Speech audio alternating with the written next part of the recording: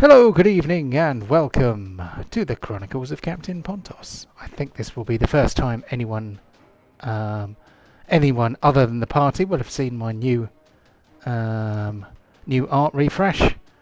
I have been having lots of fun with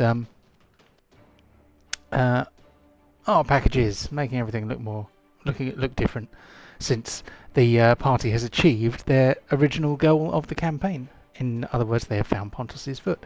It has been a couple of weeks. We had to cancel last week, kind of due to a lack of bodies. But this week, we are strong. We are relatively thick with bodies. So, without further ado, I shall hand over to one of those bodies, who will hopefully tell us what happened in the previous session. Are you calling my body fat? You can...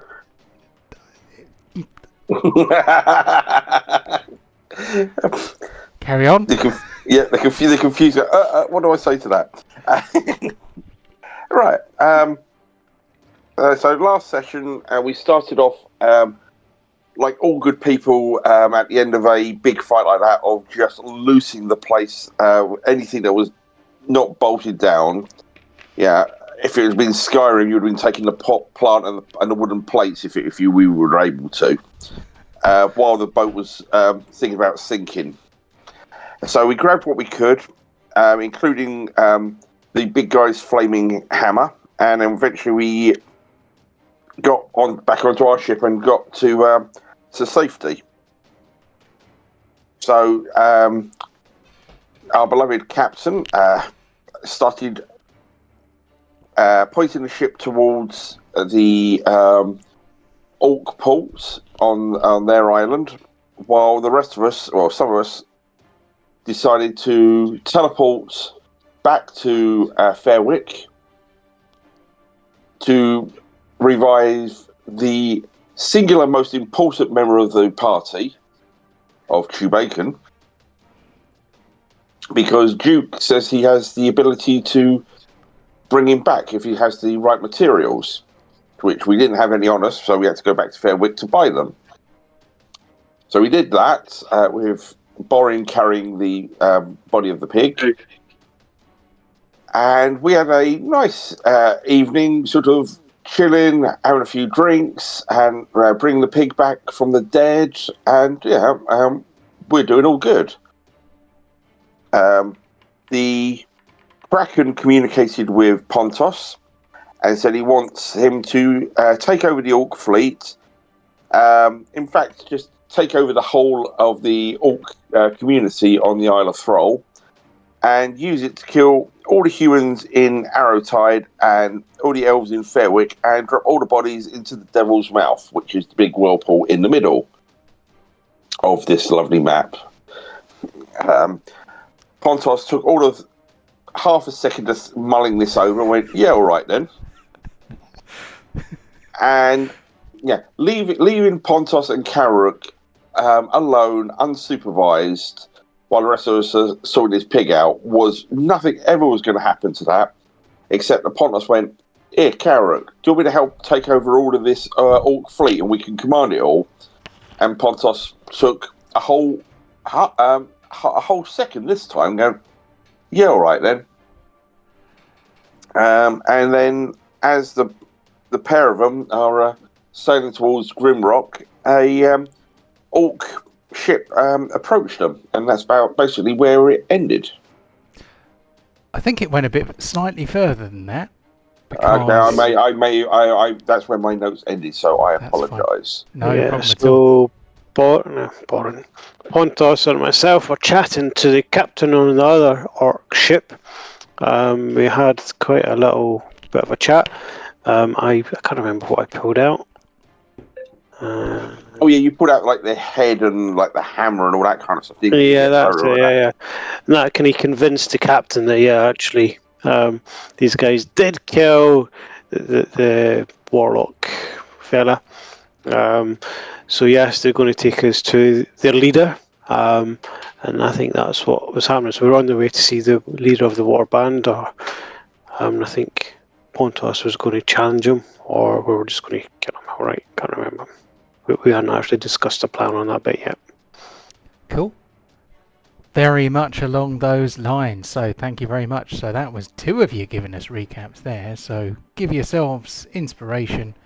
If you already have inspiration, you can donate it to someone else if you want. And can you give mine to Pontos because he doesn't seem to have one. Very well. So let's open up Pontos. Give him inspiration. There we go. Looks like a little dragon-shaped xenomorph. So very good. I think we should probably start this week's session with the party at Fairwick. Since the current crew of the conflagration are kind of on their way towards Grimrock with an escort, an orc pirate galleon escorting them on their way. In the meantime, we have Yorl and Duke and Orin, and also Chew Bacon at Fairwick. What are you guys up to? Could a new day dawn, or has it not dawned yet? I think a new day did dawn, didn't it? And that's when you fixed Chew Bacon. So what does the Fairwick contingent want to do? Go. Now that Bacon's back up, go back to the ship. Okay. Very well, very well. I can do that. If everyone is got their all their possessions and are ready. Yeah. Ready to go. Okay. Warren, I entrust you with trying to steer our friend here. Otherwise, the captain will be very upset. And I reach into a pocket and I pull out the door handle I took from the configuration before we left last time, and I will use that as a point of reference for when I cast teleport. Because if I have that, the teleport is automatically successful if I've got a item from where I'm heading towards. Very good. Okay, so just out of interest, can you chuck teleport in the chat so I can look for any loopholes in your plan? It's not that. How silly public thing. There. Oh my Read god. that then. Okay. That is a big. Well, welcome to level 7 spells, bitches. You and up to 8 willing creatures you can see within range. Okay. This spell instantaneously transports you. I'm going to close that app because otherwise I'm going to keep getting pings the whole time. There we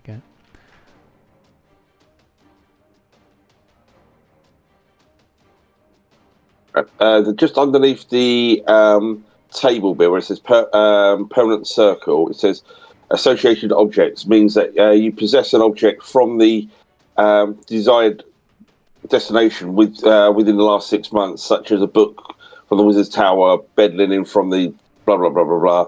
Yeah. So yeah, that then means it's successful. Okay. I just saw this table here and I was like, oh, do we have to make a roll? Could they end up on the moon? Since there's a circle at Fairwick, and it was like, right, to just get back on the ship, which is a moving target. Let's just take a bit off the ship with me. Yep. Okay. In the future, there might be stuff I head into the unknown, so then it's a bit more random. But for this one, very good. Okay. Mm-hmm. So, I will transport you to the conflagration then. So, here is the conflagration. I was going to have a nice animated sea background, but my computer was about to launch itself into orbit. What's happened to poor Chew Bacon? He's looking rather seasick there. Yes, Chew Bacon. Last session even, I only had the original artwork that I had made for him. But I have redone him. This is the resurrected Chew Bacon.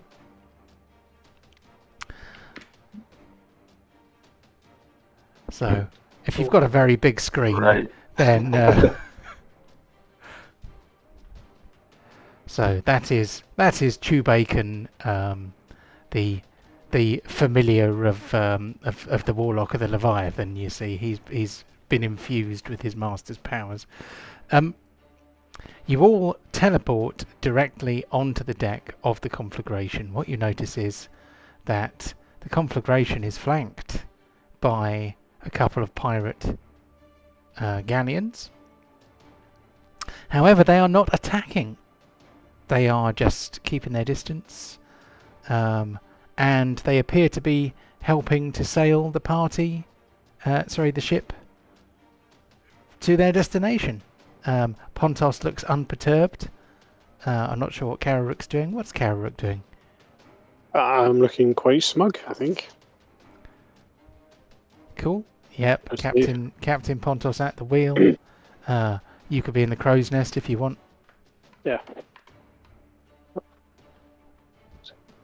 He's on a motherfucking boat. No. Welcome back. Me and your friends. Last time we saw a bunch of ships like this, they attacked us and we barely survived. What's going on? Well, the Pontos' friends now. I'm just going to look over to Pontos and goes, he's got it under control. Pontos has an oddly vacant expression. No change then. What did I miss? What did I miss? Yeah, why are there two pirate ships here? So I'm just going to say, yeah, so we've had a chat with our local orcs and we're off to see the warlord and to have a little discussion. Right. We're off to see the warlord, wink, wink. To discuss things with him, wink. Yeah, we're just going to have a chat. You know, Pontos has got his leg back, so we're in a good place. It's all about making friends. This seems rather quick to turn round. These orcs are normally, in our experience, have always been very attack first, ask questions and loot the bodies later. We've lost several fishing vessels due to them. Yeah, but you know, myself and Pontos, we can be quite persuasive, especially when we showed them their warlock's head that can turn the tide. They can accept us now as equals. I'm not sure about you guys, but they're quite happy with us. Okay, very well. As long as they can be trusted. Yeah, they can be trusted.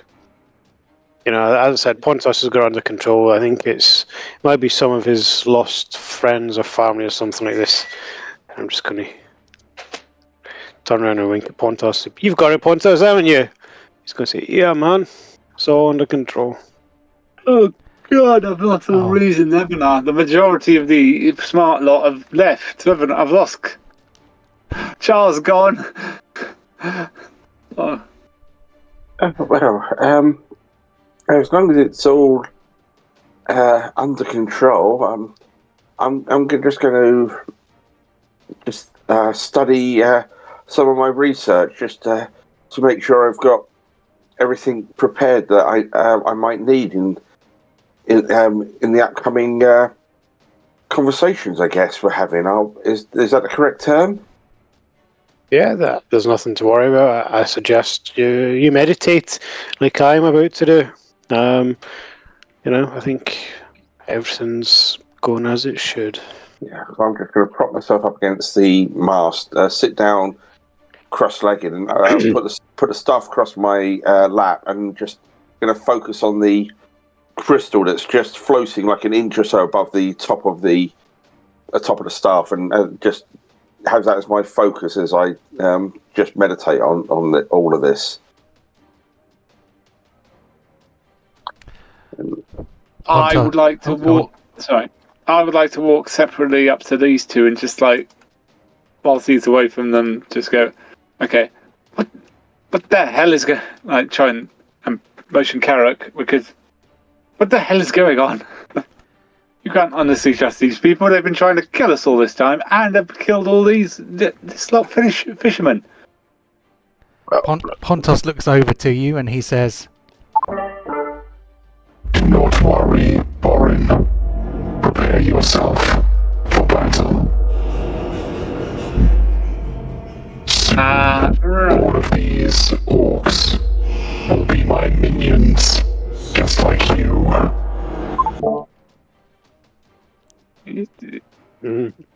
Are you freaking insane? That I'm walking away, and just okay. And now I'm next to Karirook, because like, he's gone freaking loony. He's clearly possessed, you maniac.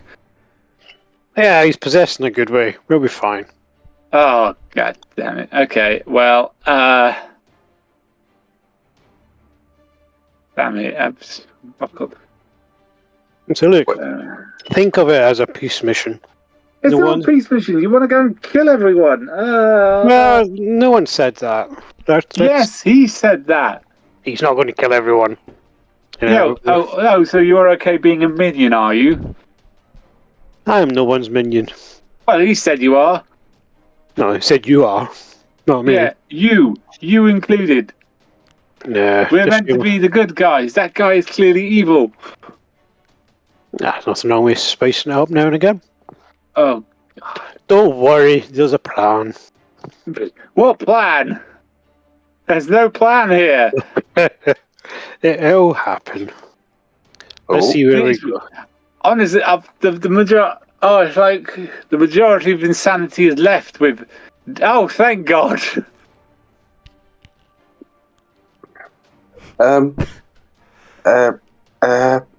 Gentlemen, something may be approaching. a flaming doorway appears in the middle of the deck. Please be charmed. Please be charmed. Please. I'm going to slide down my mast and go, don't worry, this is probably Tyr. Just Carl steps through. What up, bitches? It'd be hilariously funny, but that isn't who comes through the door. Through the door, of course, comes Tyr, our friendly neighbourhood succubus. Oh, that's just great. I like Tyr. Hello, everyone. Sorry, I've not been much help on the ship. I don't like work. Yeah, you're all standing up and just pointing a staff at this creature that's come through. State your business. I said, put that staff down, Euro, and I'll just go up and give Tyr a big cuddle. Say, how are you doing, my friend? It's been a long time. She reciprocates somewhat. Not that much. And she's like, "Oh, I didn't know you cared. It's a great pleasure to see you all again." You gave me a fantastic dagger, didn't you? And I says, we've got some new members of the team. I may as well introduce you. Oh, yes, please, yes. Go First, ahead. the lady over there pointing the staff threatening at you. This is Euro Starandweaver. She's been with us only a few days, I think. And to the side of you, this is Duke Bardstard, which is an awesome name, who we rescued from an orc ship just, yesterday. Unfortunately, one of our party members, Deep, he was swallowed by the Kraken, and we don't know where he's gone. And Char just disappeared. We've no idea. I think he's back in the city of Brass. No idea. Oh, well, good for him. Hello, new people. I noticed somewhat of a how shall we say? I watch you all quite closely, and you might suddenly have had a massive shift in your direction of travel, metaphorically speaking. Why do you think that? Well, I live in my interdimensional space, and that there's it's not quite connected to time in the same way that the material plane is, and from there I can sometimes see glimpses of the future, and I saw something quite disturbing. Disturbingly good or disturbingly bad? Oh, well, I could show you, I suppose. Yeah, You have your own pocket of space, and you're able to see glimpses. This is fascinating. I would love to learn how you are able to do such arcane mastery. That is extraordinary. Oh, it's one of the perks of my job, you see. Is that something maybe I could learn from you one time? Oh yes, I'd be delighted to show you. Not right now though. Apocalypse to avert. Yeah, I'm not so much against the end of the world. I just would rather it had, I'd rather be able to take credit for it, if you know what I mean. If you all gather round, then I can show you. okay. Captain, are you joining us?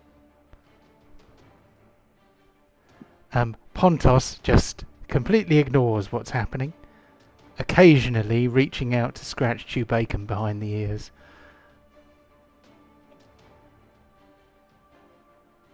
Okay, if as we were huddled up, if you guys wanted any more proof that this is a bad situation, we need to chop Pontos's leg off. No, that's not happening. Oh, it's far too late for that, I'm afraid. Yeah. Anyway, hold on a sec. She, her eyes kind of glow a sort of fuchsia colour, and suddenly you are all transported into a disturbing vision of the future. In this vision, you see various things, but what impresses itself most upon you is Pontos, consumed by the dark whispers of the Leviathan, and overcome by an insatiable thirst for blood, and the voices in his mind echoing with malevolent intent urge him to overthrow the Orc clans and seize control of their ships. With unwavering determination, Pontos gathers a group of loyal followers, imbued with the dark powers bestowed upon him by the Leviathan, and together they plot to infiltrate the Orc strongholds and overthrow their leadership, taking command of a formidable Orcish fleet. Under the influence of the Leviathan, Pontos orchestrates a series of cunning maneuvers that catch the Orc leaders off guard. Swift and brutal, the coup unfolds, and the once mighty Orc clans find themselves at the mercy of Pontos and his newfound powers. With the Orcs subdued, Pontos sets his gaze on the human and elf settlements. The Leviathan demands... The Leviathan's... I can speak English and everything. The Leviathan's demands echo in his mind like a sinister hymn. Villages are burned, innocent lives sacrificed, and the horrors perpetrated by Pontos and his followers spread like wildfire. The Leviathan revels in the chaos, its hunger for destruction growing with every act of brutality. As the smoke clears and the seas turn red, only the Orc corsairs remain. the last of their enemies' broken and defeated remnants filled with despair in ships set ablaze. Pontos, now commanding the Orcish fleet, takes no prisoners, putting all survivors found to the sword and hurling their broken carcasses into the sea. He then sets sail towards the mainland, his eyes ablaze with the madness instilled by the Leviathan. The Leviathan's insatiable appetite for carnage continues to drive Pontos forward. The mainland trembles as the Dark Fleet approaches, bringing with it a storm of doom and despair. The fate of the innocent hangs in the balance as Pontos, now a harbinger of chaos, prepares to unleash the Leviathan's wrath upon the unsuspecting lands. And with the image in your mind of black sails and orc pirate ships heading towards the Sword Coast, your vision clears, and you are standing back on the deck of the conflagration. See what I mean? It's quite lurid, isn't it? You wouldn't want that to happen, would you? I feel ill. This person who I thought was a friend or an ally, he's going to destroy Fairwick. He runs the risk of Candlekeep. This is. I don't understand what's happened. Well, it's very simple, really. Well, maybe not that simple, but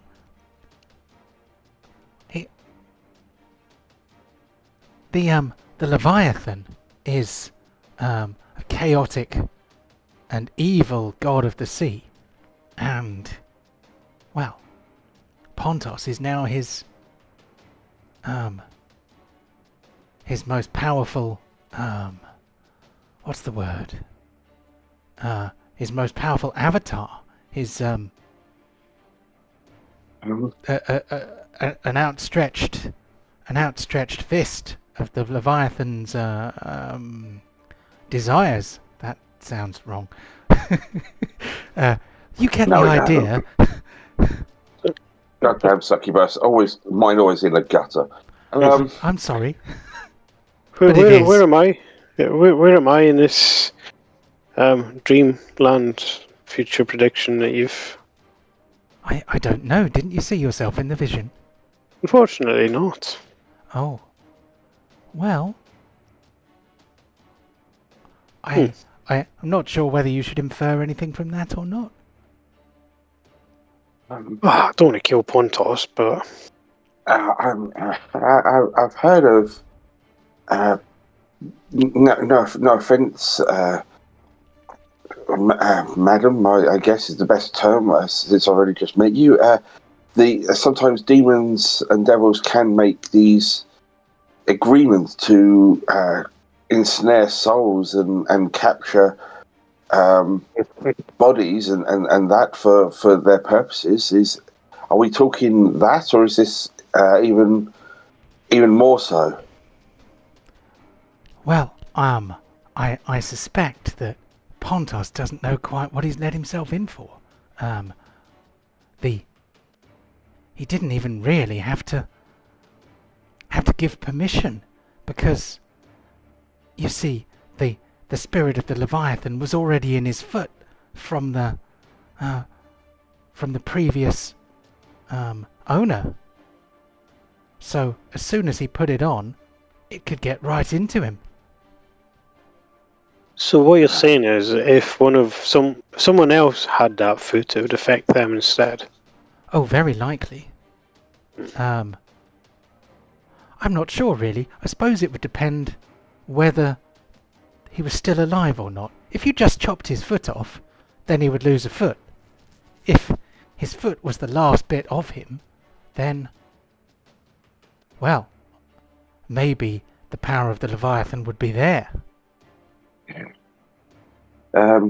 This isn't right. Too many people I know from back home. Too much knowledge. Too much understanding could be lost to time if this happened. we've got to stop him. But if chopping his leg off is not going to solve that. I have seen him in combat. He's very skilled. I doubt that I would be able to deal with him. We could probably together, but it's Chew Bacon's going to be the problem as well.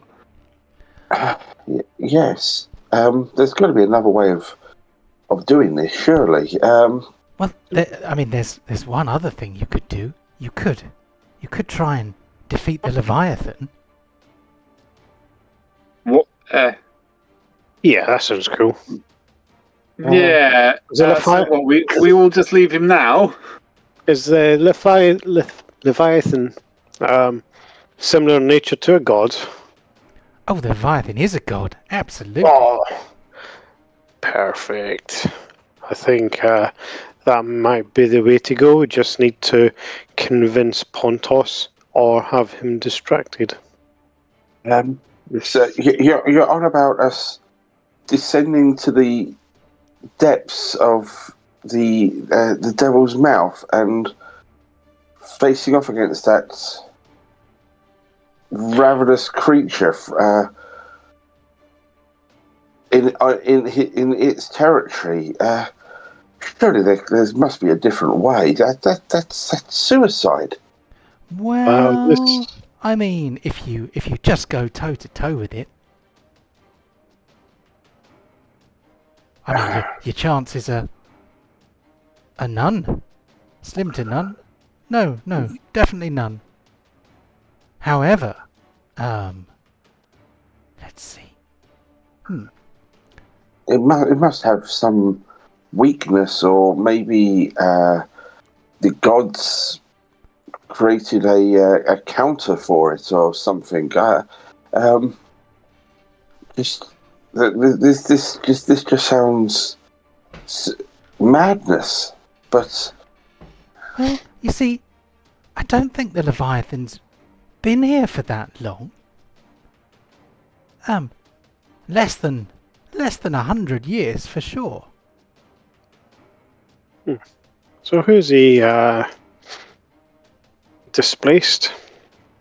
Well, what I mean is, gods don't normally live in the prime material plane. At least, not all the time. And this one, surely comes from the abyss.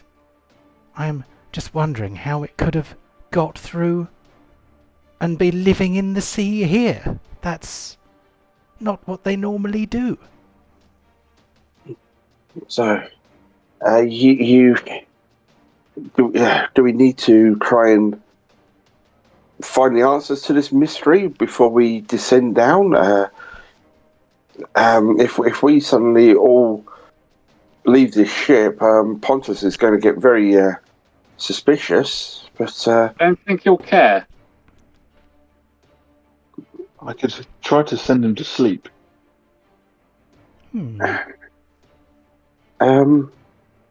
mean, if such a creature appeared 100 years ago, maybe it's in some records. I can't remember anything being said about any large,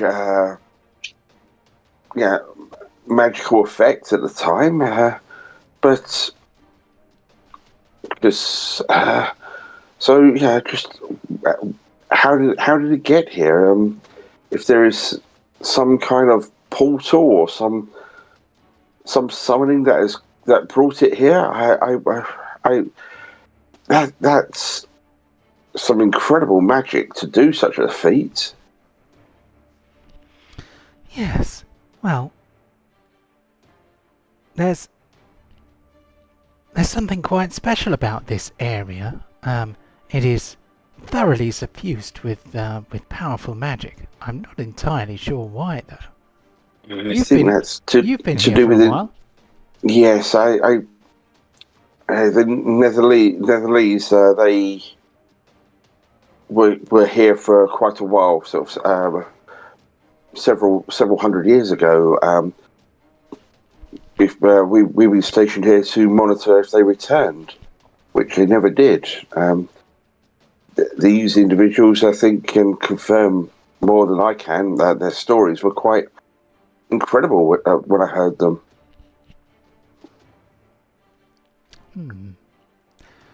So, come on, brain. I've just had a blank moment. Sorry, go on, Chris. So I'm just going to Save say, me. so my family lived deep in the forest. I'm from deep in the forest. My family was taken. We live nowhere near the sea. What's in it for us?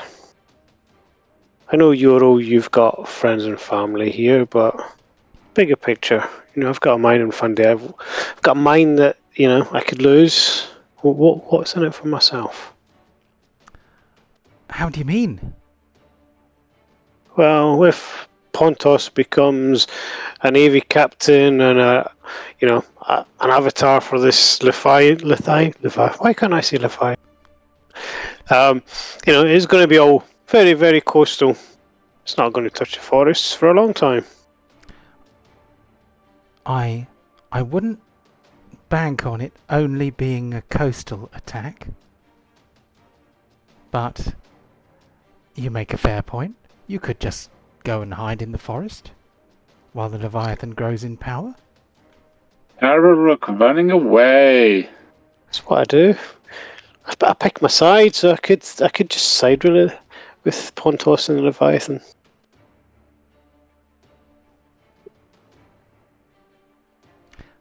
That's up to you, really. I mean, what's the worst that could happen? I mean, Borin, Karirook, Yeah.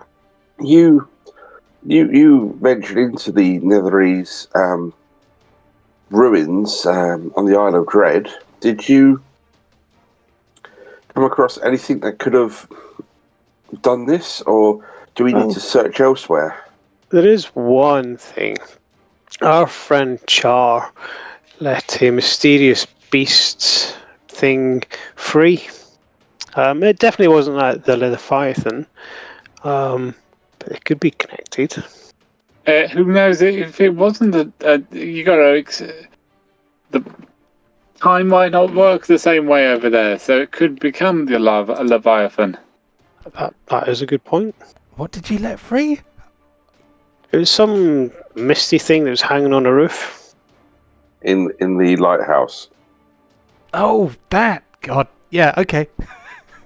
I'd completely forgotten about that. No, that's not it then. It's not that then. Or it could be a red herring. You never know. The other thing we did was the Netherese themselves. There was shades of them, I guess. We did. Don't know. We came to a deal. We drew some cards. We had a battle. I killed Death's avatar. So did Pontos. I don't think that would have been it. That's unlikely. Does anybody want to try and recall memories from your time in the Shadowfell? Yes, please. Okay. I'm old and I'm tired. 1 second. What do I need to roll? I would say take your pick of intelligence and wisdom, because I can't remember which one you're supposed to use for recalling memories. Let's go intelligence. Anyone who's there can also do the same thing. Okay, no, not needed. Oh, wow. I know I like. Karirook pulls out his Rolodex of names and places. You have a 10 for intelligence. That's plus 10. Yeah, plus 10 for 10. Rogues be smart. Yeah. So I need to try and find some text.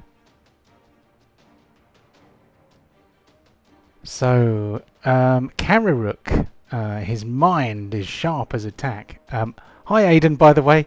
Sorry, I haven't said hello yet. It doesn't ding when we're in streaming mode. So So I didn't actually hear you join us immediately. Oh, no worries. I was letting you run your stuff. Don't worry about it. Cool. We'll do some introductions in a little while, but I'm just going to try and get through this bit. So, Karirook remembers a conversation with the avatar of the Raven Queen when you were among the Shadowkai, before you met the Netherese. The Raven Queen's avatar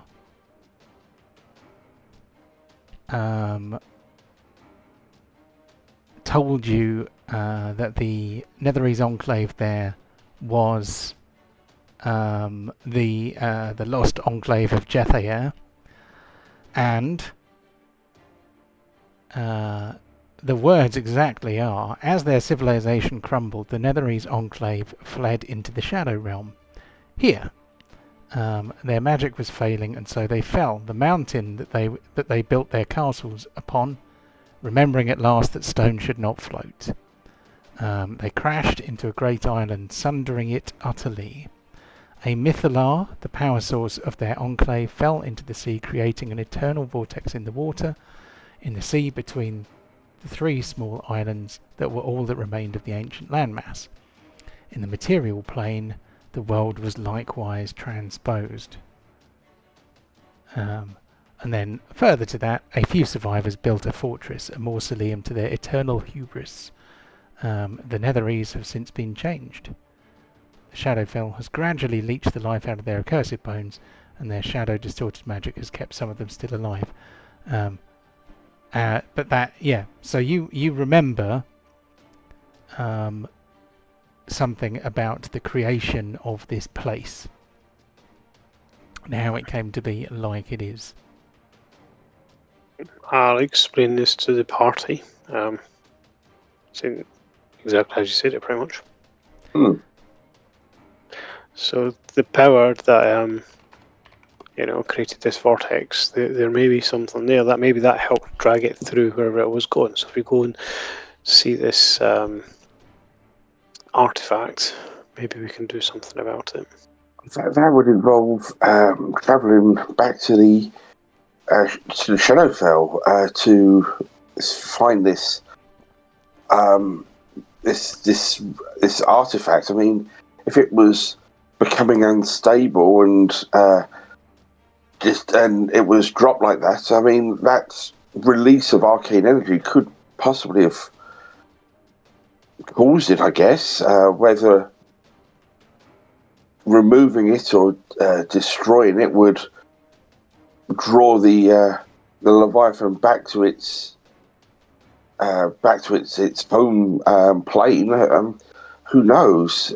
This is all very theoretical here. This is unprecedented arcane magic we're talking about. I mean, I doubt even the Netherese at their height would be able to predict everything you're talking about.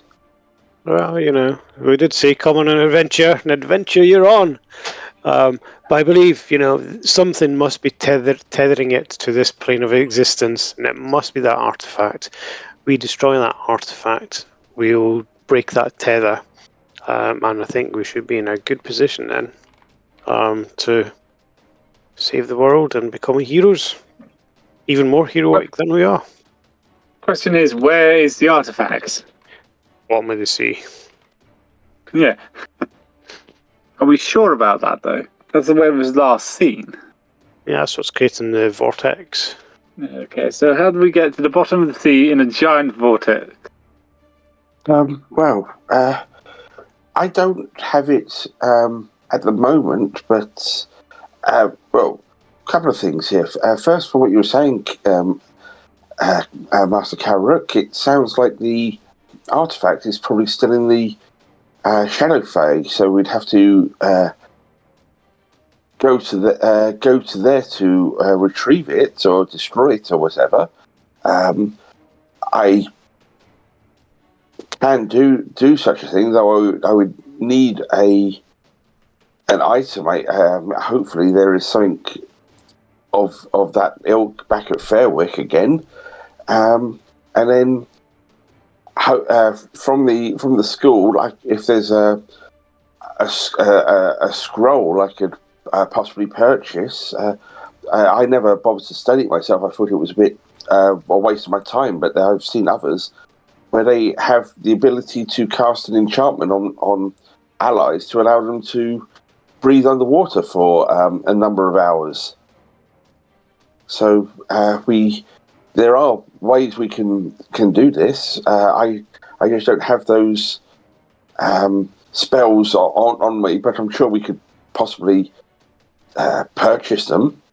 Well, you say purchase. I think your master would probably give them to us. We are trying to save the world and all. This is the thing. No offense, but we are receiving this information from a devil, which you have to be very mindful about everything that they utter. Quite often, the real truth is what they don't say at times. And she turns to Tia and goes, "No offense." Oh, none taken. But so if we went to the Lord of Fairwick and said a devil has given us this vision, he would think we've lost our own minds and we're being tricked.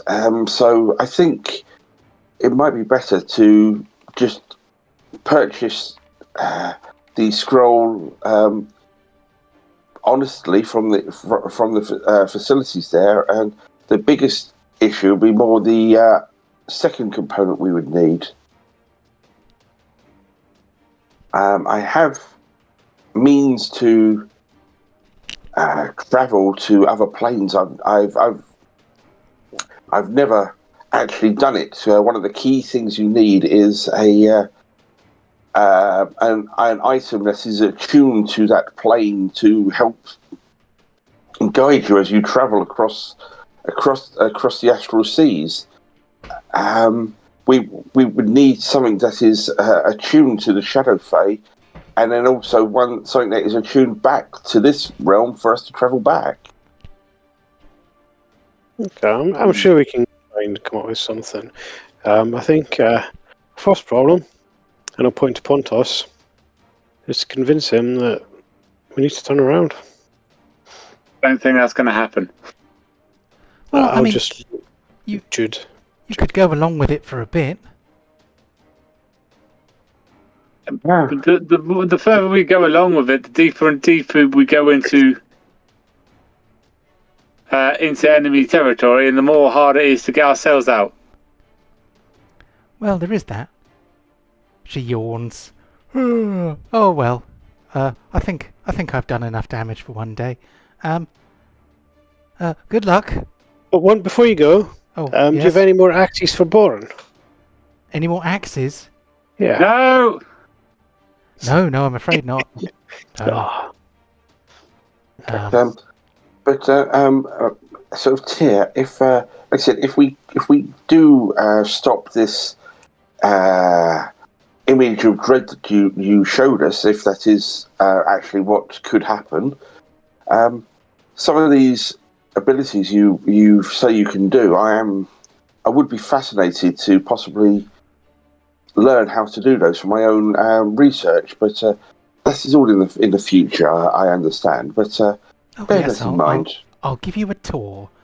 I'm just going to go and have a nap. See you later. Try not to die. Thanks to you. Bye. She disappears back into her interdimensional what's-its. I'll just turn around to Duke and Yoro and say, it's a long story. Do you trust that devil? Yes, I do. Seriously, you do know the whole purpose of a creature such as that is to lie and to addle the mind and lead you astray. That is their sole purpose. Yeah, but I think Tyr can be trusted this time. I mean, you just have to look at Pontos. There's something not quite right. I'm not disputing that, but didn't you just hear what I said? And then you said, "Oh, we just go along with it." She addles the brain. She leads you astray. That's what adventure's about, my friend. By the celestial host. Don't overthink it. At first point of action, I'm just going to turn around to Duke and say, Duke, anyway, you can temporarily change Pontos's mind. Or do we want to go ahead, see where this goes, then turn back? I think trying to change his mind is not going to work. I don't think going in deeper and deeper into enemy territory is going to. But even if we take out the bad guys, we're still leaving Pontos in charge of the rest of that survive. Can do today is send him to sleep until we're in a better position. Me requests mutiny. You can go and attack him if you want. I think sending him to sleep's probably a better idea. I'm not sure how potent your ability to send someone to sleep is. Normally, those that are quite hardy or full of wide awake to begin with are more difficult for that spell to affect them. It is a great spell to use on apprentice mages. It's always quite funny when you do that, but I'm not sure really what you could do if you're able to do it to him as he is now. Quite as a challenge today. Give it a try. If it doesn't work, we'll go along with Pontos's direction. We'll go and see the warlord. We'll kill them. We'll come up with an excuse, and then we'll take any advantage we can get to get Pontos. What's the word? Confused, disoriented, and we'll bring them back, and we'll do something. Let's see how it goes. Keep our options open. This is just getting worse. Are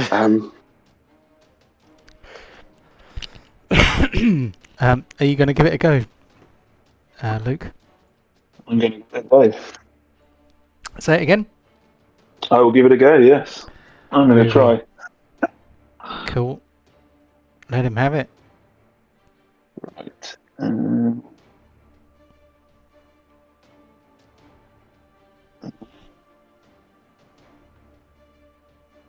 Hold on.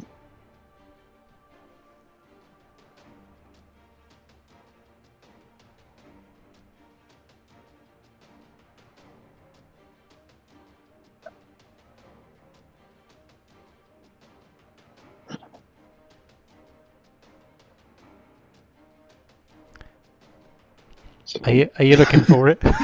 Yeah, got it. Got it. Cool. Okay. Exciting. Oof. Do not believe that will do much. 58. Okay. Pontos has somewhat more than 58 hit points. Yes. So, you cast the sleep spell on him. He kind of looks like he's nodding for a few seconds. And then he kind of wakes up again. But, funnily enough, he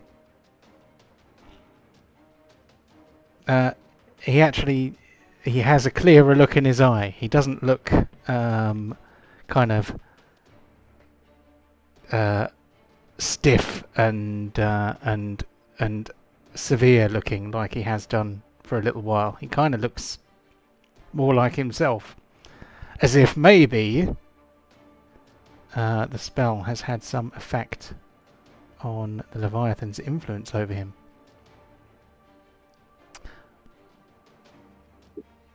What's going on? Says Pontos. So, well, we've made some friends and a point to the ships either side. Oh, yeah. Well, I remember that. I must have nodded off. We're... Yeah. I don't know what Ryan would say if he was here, but Pontos has kind of come back to himself. His voice no longer sounds like he is possessed or evil and echoey. So yeah, let's go to Grimrock and kill the boss, and then we can have loads of fun with the orc pirates.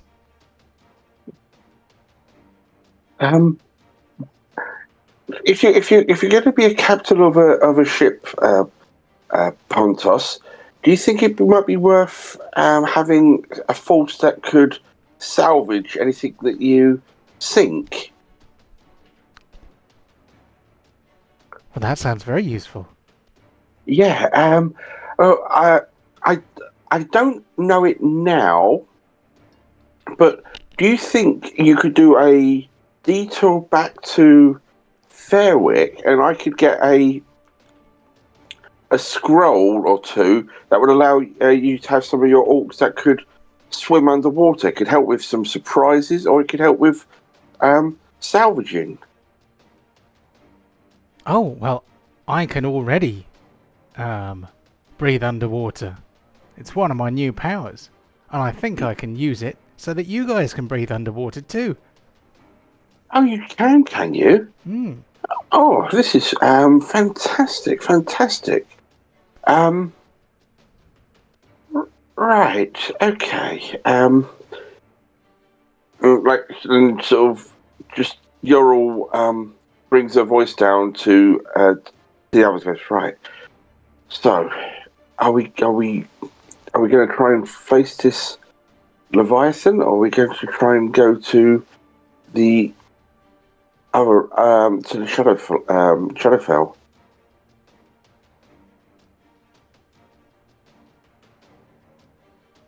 I think we should go to the Shadowfell first. Let's see what this artifact does, get rid of it, and then face the Leviathan. Okay. Could you see if you can trick Pontos into casting that ability on us to breathe, and then I can possibly send us all to the Shadowfell now if we wanted to. There's a lot going on here, or do we carry on and head towards Grimrock? I don't think going into a town full of orcs is really going to improve our odds. No, I can try to persuade him. Yeah, he doesn't know you, so he might not know that you're trying to trick him. If Karirook tries it, he might be a bit suspicious.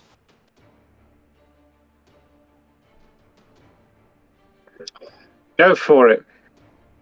Yeah. I'll go with you if I can help and give you some advantage. I will Can I try to persuade Pontos? You can try. What do you want to persuade him to do? Persuade him to sail the ship to Shadowfell.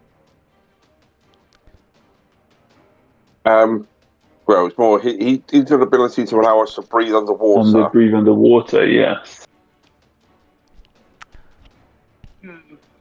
Okay, so let's pop you up here. I'm going with them. Yeah, give us a persuasion check then. Let's see how persuasive you are. Can I help by slightly distracting him or something to try and give him an advantage? How are you going to distract Pontos? I'm going to talk about the glory of the Shadowfell, the glories of, the water and how amazing it would be to sort of breathe underwater and just try and, whatever Duke's saying, just try and enhance it, really. Okay, well, So, what's the joke? so yeah, give us a persuasion roll for Duke then, please. And I tell you what, it's not how it works in 5th edition, is it? It's kind of automatic if you give the help action. All right, do it with advantage. Let's see what happens. Okay.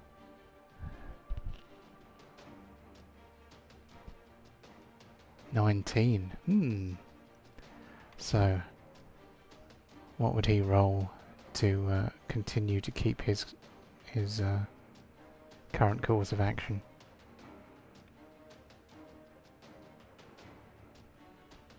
It could be wisdom, could be charisma.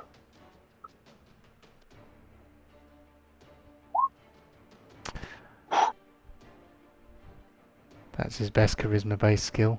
They are tied. And normally it's meets beats, but they're both player characters, so I think we'll have to call it a draw. So you do not entirely persuade Pontos that he needs to take you all to the Shadowfell. Not least because Pontos has no idea how you will get to the Shadowfell. Can I just say, is Chew Bacon looking like at all concerned about his master, or is it just... Does it look like he's adapted to what Pontos looks like?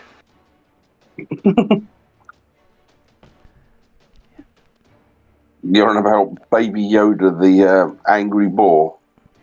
Yeah. Sorry, I missed a bit of that. Can you did you say, does Chew Bacon look concerned? No, well, that, and also, does he look like how Pontus has transformed? I mean, sort of. He I mean, Pontos, superficially, he's just got 2 legs now instead of 1 leg and a peg leg, and now one of his eyes kind of glows. But Chew Bacon does look a bit different. He's kind of well, he has green glowing eyes and has, obviously become a darker version of himself, animated perhaps by some of the power that has recently entered his master. But Pontos explains his power to allow you to breathe underwater. So for him, it is now automatic. He now knows that innately he can breathe underwater. He can, at will, extend that ability to anyone he chooses within 30 feet of him. You may take an insight check if you like. Yeah, sure. Skill.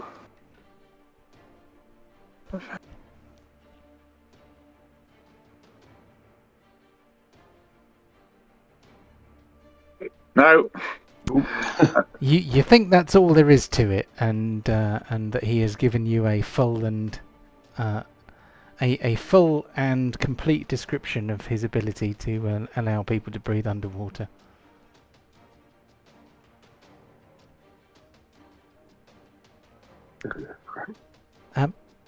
Pontos says, "Oh, we might as well go to Grimrock. It's fine, I mean, we could take over the Orc fleet anyway. We don't have to use it to destroy all human and elf settlements. I just thought it'd be a bit of fun, Sounds fun to me, but imagine if we did it with a little bit extra behind us. Imagine if we took some of the Netherese with us. So I'm trying to be deceptive now. Try to lie the way around it. Yeah, but how are we going to get there? Plus, these escorts here, they're not really here for our protection. I think they're here to make sure that we go where we say we're going.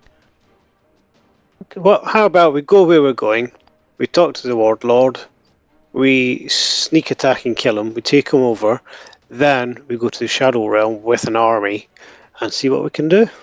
Yeah, that sounds good. Let's do that, says Pontos. Awesome. I have Sorry, Ryan, if you're watching this back. I have no idea what Pontos would say. Pontos would say that, I think. So, we're nearly at the halfway point. Mm. I know we started a little bit late. So... Well, Pontos, I have an idea. Yeah, based on what Karirook was saying about how if you wanted something really shiny and impressive as you're leading this fleet, I can get you there. We could have Wayne still steer the ship while we're off. We'd only be gone a few minutes, I reckon. No one would really notice. And then we could come back on the ship and you'll have this big Netherese thing to show. How about that? Oh, we're almost there now. We might as well. I've not been to Grimrock for ages. It's quite lively, you know. Yes, I can imagine it would be. I've never been there myself.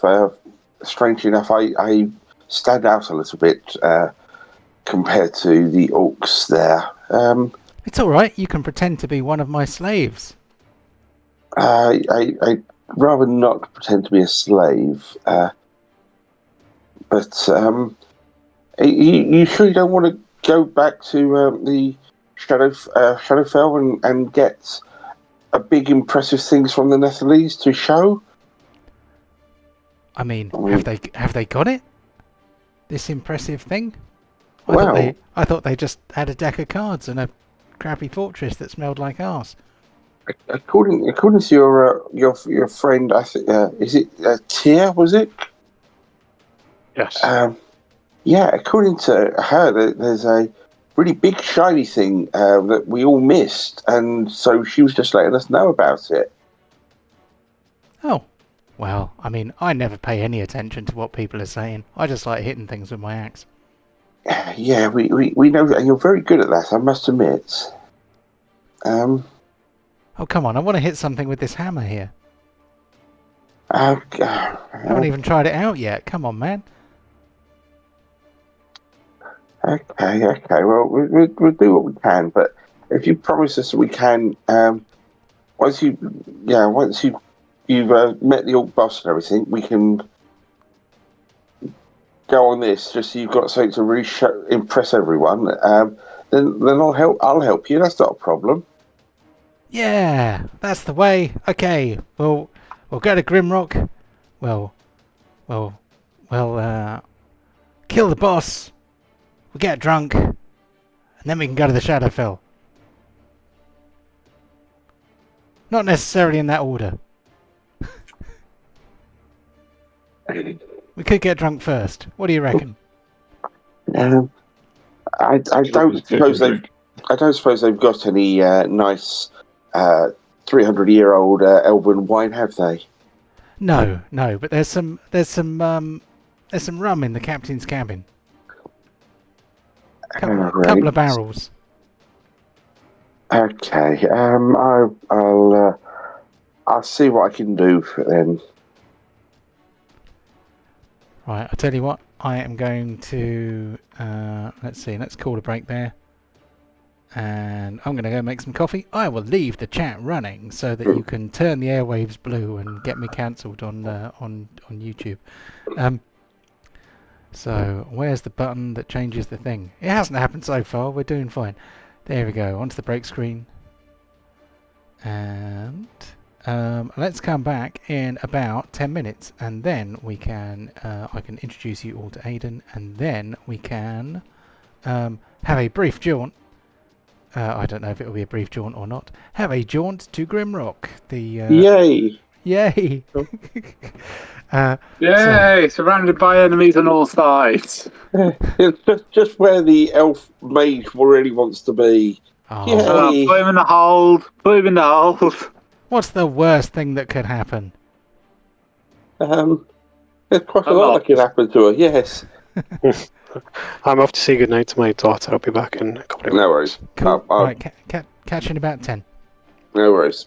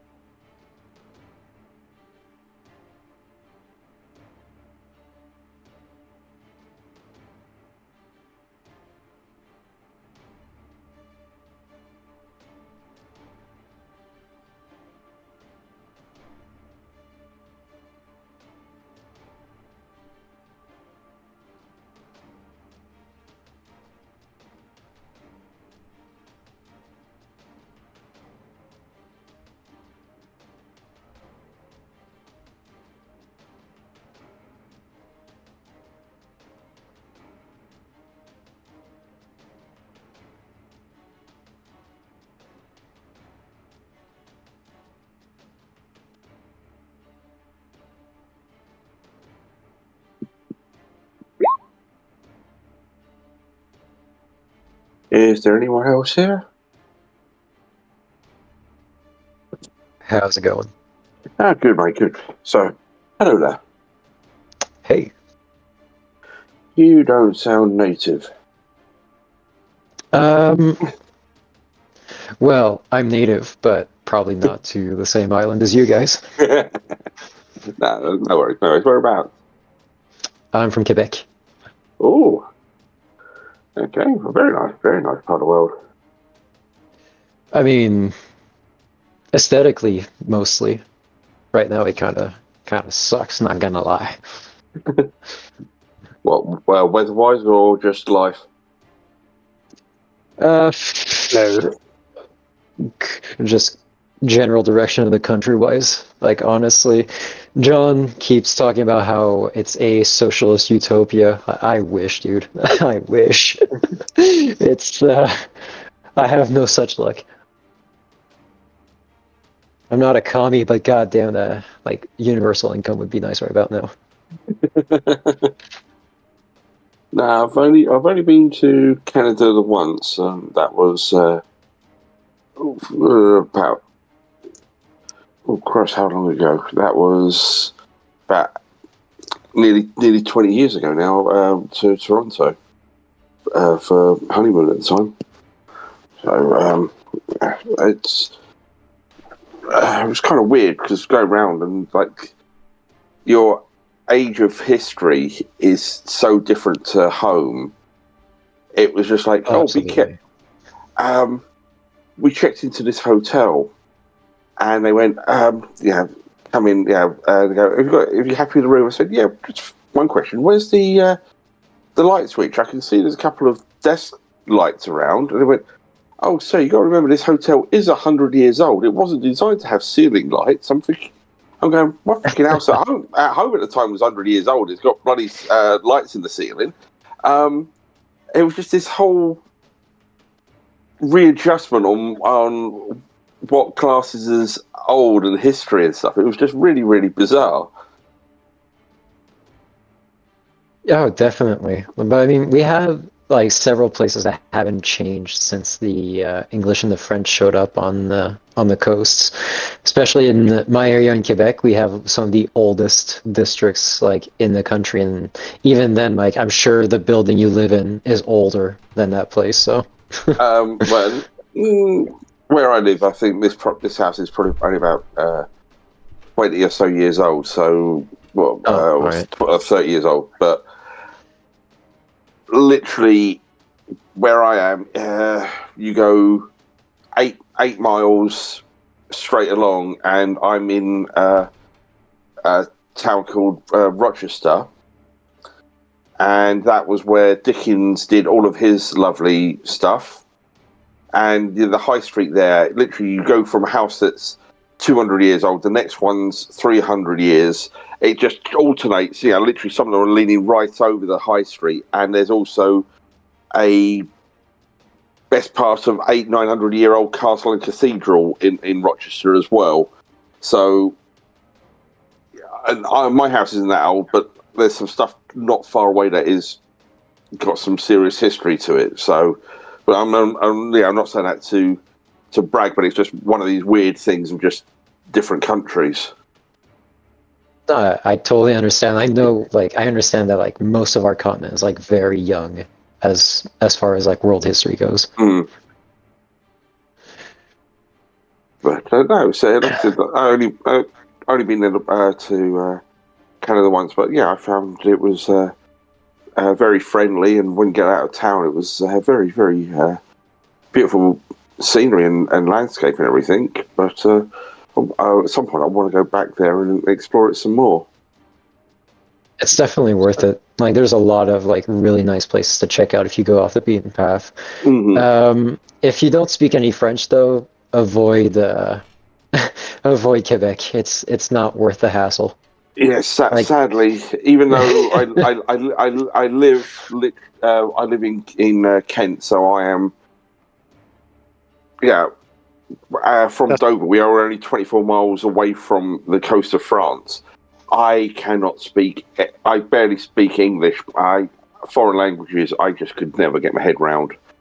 So, sadly, French, it's like, nope, no, can't do that. It's just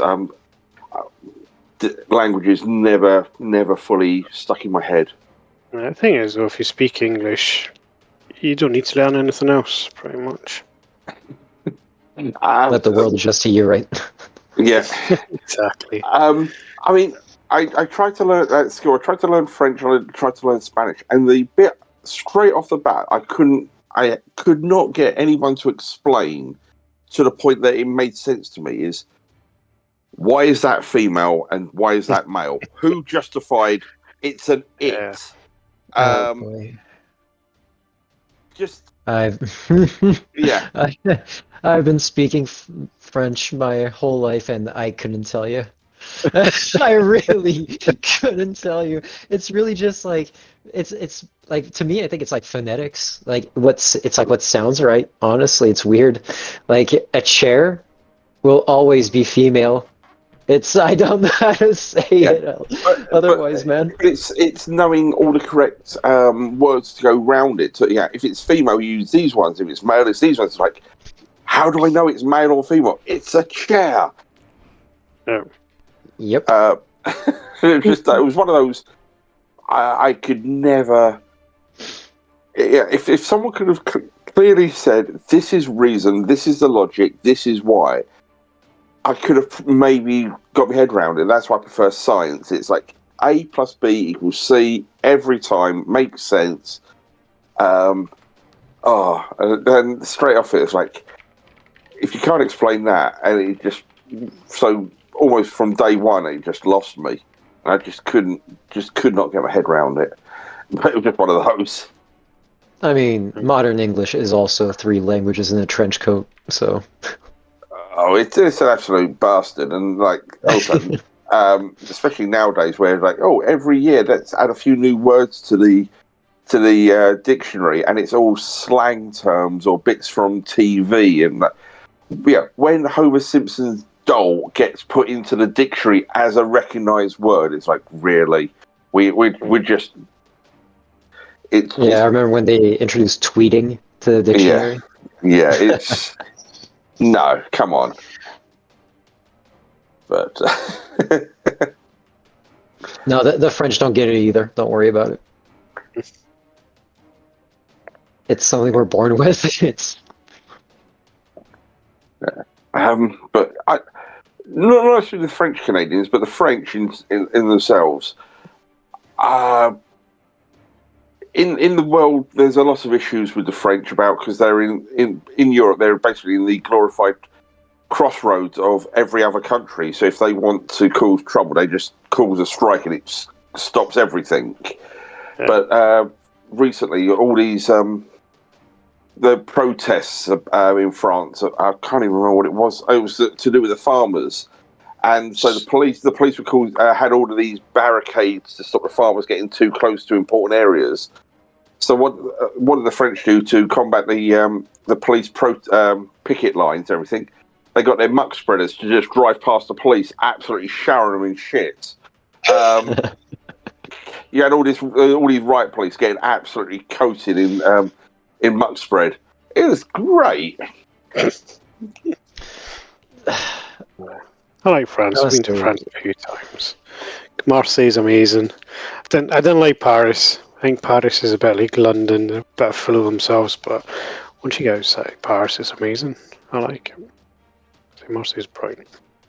So I hope you're not from Paris, Eden. Sorry. No, he's French Canadian. Cool. I was going to wonder a weird accent of a Frenchman. Non, mon français, c'est un peu plus comme ça. Pas vraiment français européen. Now you just showed off. No, but I mean, like my French accent is like like you've been to France, you know my accent is nothing like Euro French. Yeah. Une baguette. Like, you know, like we mock them here. Like when we hear someone like speak Euro French, they're mocked. Just because they sound like a bunch of pompous assholes. Like they could be the nicest person in the world, but like if you say bonjour, I'm like, oh bonjour. Like that's straight mockery. Again, being British and you're talking about the French, it's like it's the French. They are just pompous, arrogant assholes anyway. So, and if anyone French is hearing this, I deeply don't care. But they do cheat at rugby as well. Let's not Oh forget shit! I forgot this was going on YouTube. Right. No, I don't care. On behalf of Quebec, I don't apologize. I'll say it again. Yeah, I'll do it again. But no, they do cheat at rugby now and again. Yep. This is sadly but true.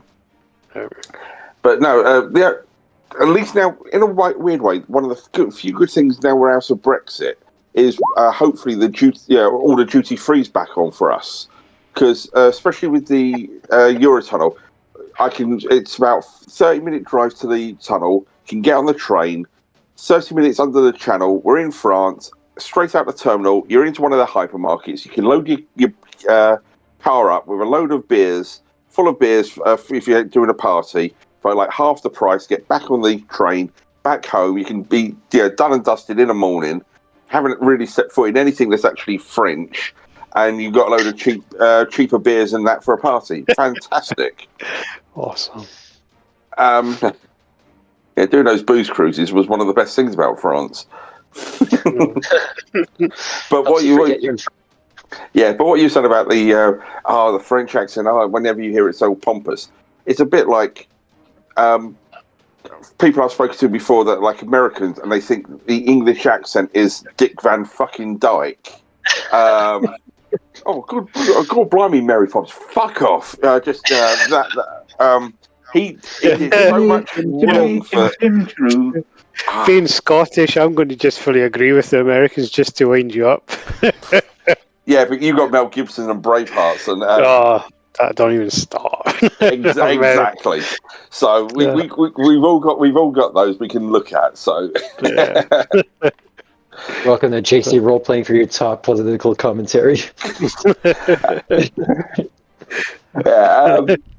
Battle of the Nations. But that sort of Dick Van Dyke and what he thought the English accent was. Oh, dearie me. Well, when you hear a proper Cockney, that's what it is.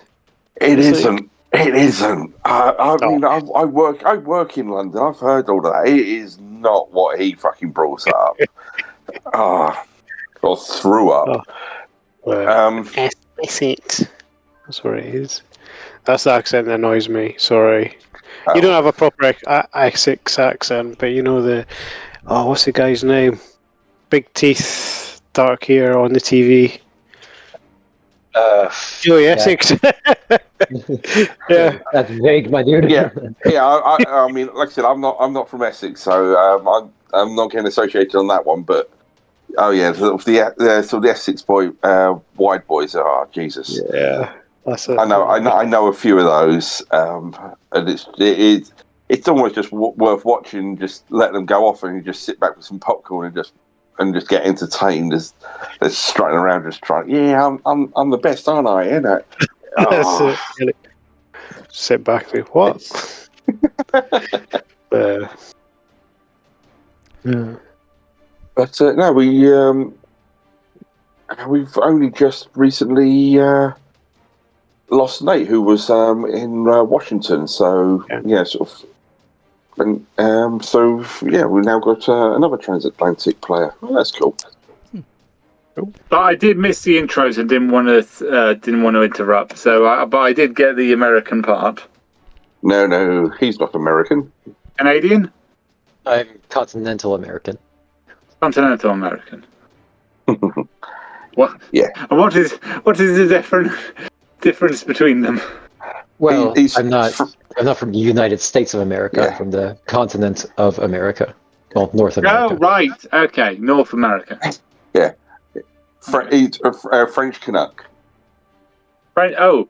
I was going to go through them. United, Canada, Mexico, Panama, Haiti, Jamaica, Peru, Republic of the Dominican, Cuba, Caribbean, Greenland, Salvador, Puerto Rico, Colombia, Denver, Australia, Guatemala, Guatemala, Bolivia, Disney, Argentina, Ecuador, Chile, Brazil. One of them.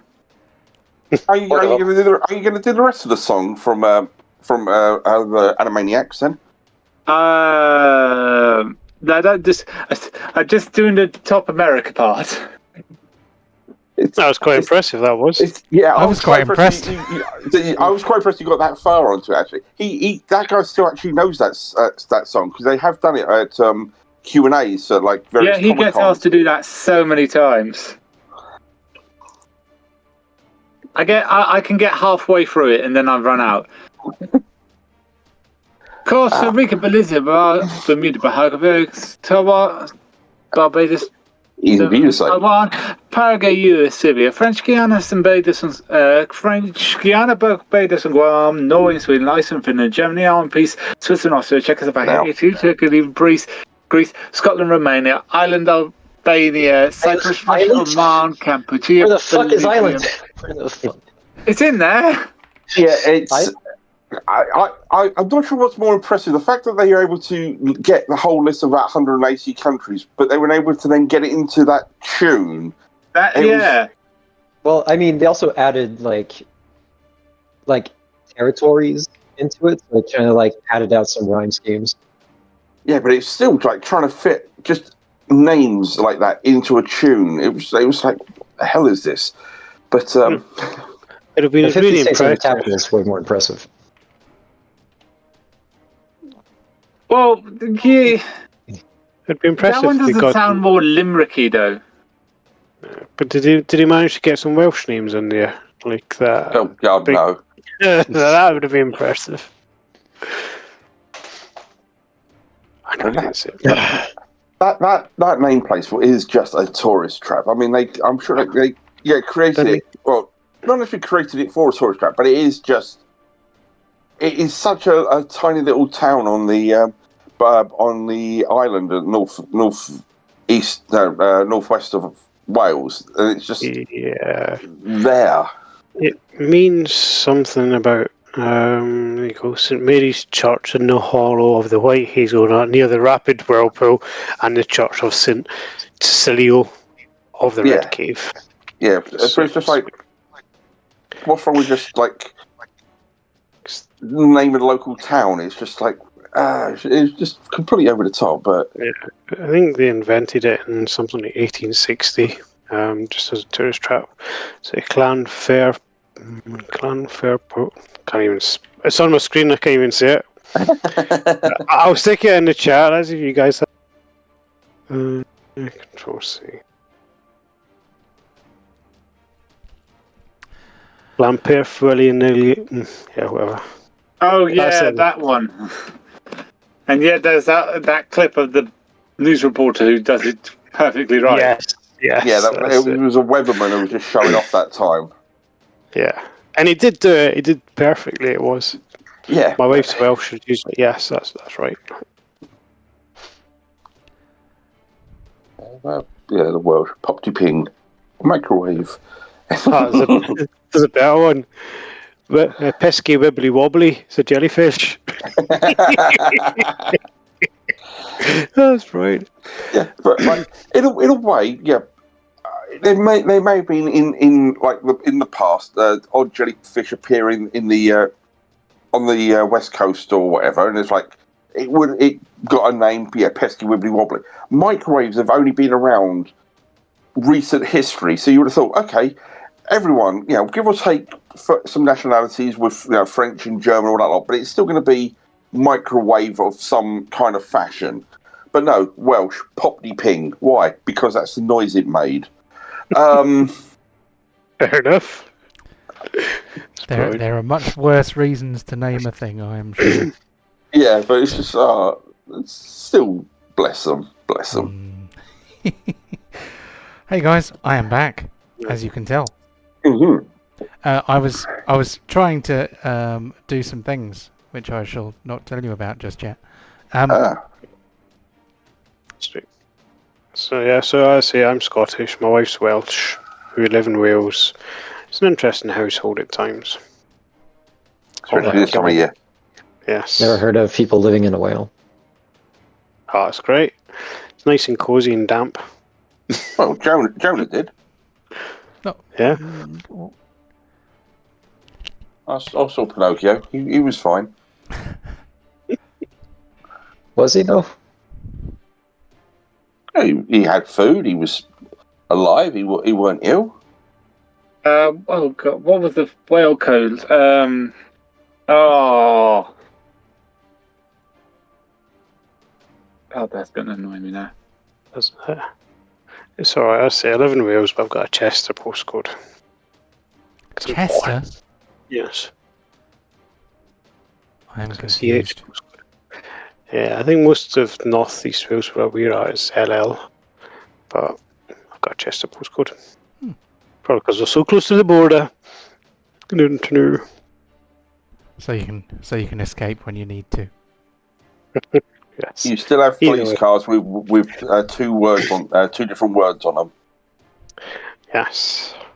And the signs as well. Yep. Interesting. Okay, cool. Shall we continue? Yeah. Right. Where were we? So we were aboard the conflagration. I have some nice box text for you. It's not actually in a box, but you get the idea. Something weird is happening to the lighting on the map. Why is that? Why is there this big circle here? I do not know. Oh, okay. Very good. Someone found the sign. Find the sound. Somebody found the soundboard. Yeah. There's a soundboard. Oh god. No. Oh no. Oh, that's macros. The soundboard is in Discord, not in Roll20. Yeah.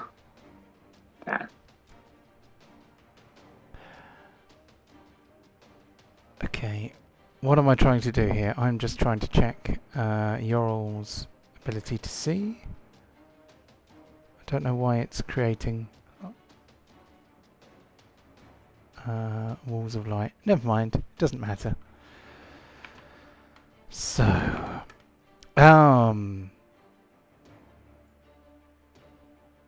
as the sun begins to dip below the horizon, casting an eerie glow over the choppy waters, the Crimson DIrks find themselves aboard the conflagration, their sturdy ship, navigating towards an ominous destination. The once distant silhouette of a barren island emerges, its desolate landscape marked by grey and black stones that stretch as far as the eye can see. Excuse me. A spine of active volcanoes runs down the middle of the island, aptly named the Devil's Spine by the inhabitants of the Isle of Issick. Sulphurous fumes rise from the depths of the earth, creating a noxious yellowish haze that taints the sky with a sickly green hue. The air is heavy with the acrid scent of sulphur, and you can feel the temperature rising as you draw nearer. Lava flows snake their way down the mountainsides, casting a pervasive dull orange glow that turns the remnants of ancient ruins into haunting silhouettes against the ominous backdrop. I've used the word ominous and the word silhouettes too many times. The ruins appear to have succumbed to the unforgiving nature of the island, standing as silent witnesses to the volatile forces at play. Ding. At the southern tip of the island, the town of Grimrock comes into view. The sparse lights that flicker within its harsh, unwelcoming buildings are of differing colours, creating an unsettling mosaic of illumination. Rising columns of smoke intertwine with the greenish sky, marking the town with an air of mystery and foreboding. The structures of Grimrock are a testament to the harsh conditions of the island, made from slate, adorned with roofs of hide dyed in blood-red hues, and adorned with bones and antlers arranged as grim decorations. The essence of the town seems to be steeped in darkness, as if the volcanic energy has seeped into the very fabric of its existence. And you find yourselves at last pulling up into the port of Grimrock. Basically, the other ships kind of continue to patrol the harbour, and you are able to climb down onto the rocky ground of the town of Grimrock. which I will not show you all of today, but I will try and show you some of it. If only I can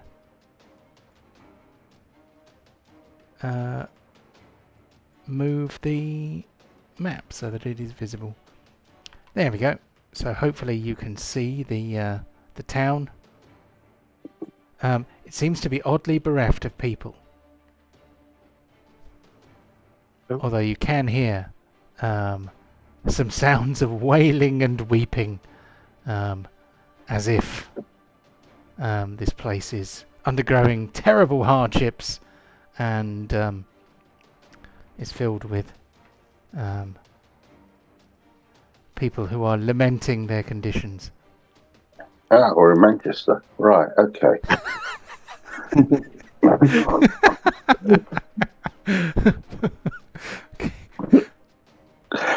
Sorry. Not sorry, really.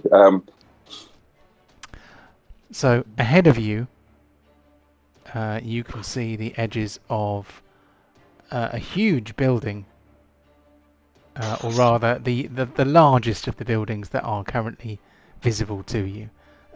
There is a sort of hut over here. There's a much smaller hut over here, which looks like some kind of domicile. I'm not sure why it's not visible on the map. What I might do is put it in daylight mode and then just turn the brightness down a bit, because I want you to be able to see things better. There we go. Hopefully you can see things a bit better now. Okay. So these rather gloomy looking dwellings are clearly occupied, because you can see signs of smoke, and there are some campfires, but you can't actually see any people at the moment. This large building in the middle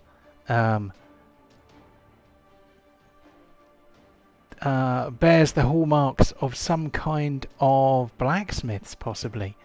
You can see that there are kind of troughs of water for quenching hot metals. You can see that there's what looks like the chimney of a forge coming out of one side of it, and you can hear a lot of sounds coming from inside, kind of crashing and bashing. It seems a bit conspicuous in this place where there is almost no other visible life. Okay, well, Pontos is not going to be too put out by this, so he's just going to walk up to the middle there and just shout out, "Hello? Anyone here?" You walk up outside. So from this large building here, suddenly there is a succession of crashes and bangs, as if possibly furniture or walls or both are being demolished by something enormous moving towards the front of the building. And almost before you can do anything about it, suddenly the front wall just bursts asunder. A colossal mechanical construct bursts through the wall, flames spilling out around it as it steps through a hole in the wall. The towering monstrosity is a symphony of brass, steel and wood, with a multitude of rotating gears. Smoke billows from various chimneys, and engines roar as the construct appears to look at you with one lantern-like eye. I am going to blow it up so you can have a look at it. There we go. It's Fire Beast! Possibly. Clicking and clattering, the abomination takes a staggering step out into the street and points a collection of steel barrels attached to each of its arms in your direction. I am going to get you all to roll initiative, please. Well, I think this is Pontos' plan, so he can go first.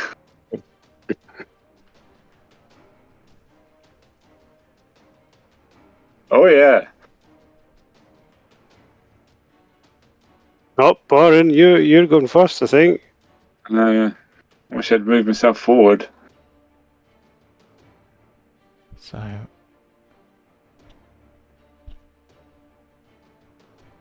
there we go. Have I got you all in there? 1, 2, 3, 4. Can you roll for Borin, please, Kevin? Or have you already? For Pontos, you mean? Pontos! What did I say? You said Borin. I'm losing my This is like mind. 20. I thought I had. I apologise. Oh, maybe I just need to scroll down a bit. There he is. Okay. So, are they all in order? They are.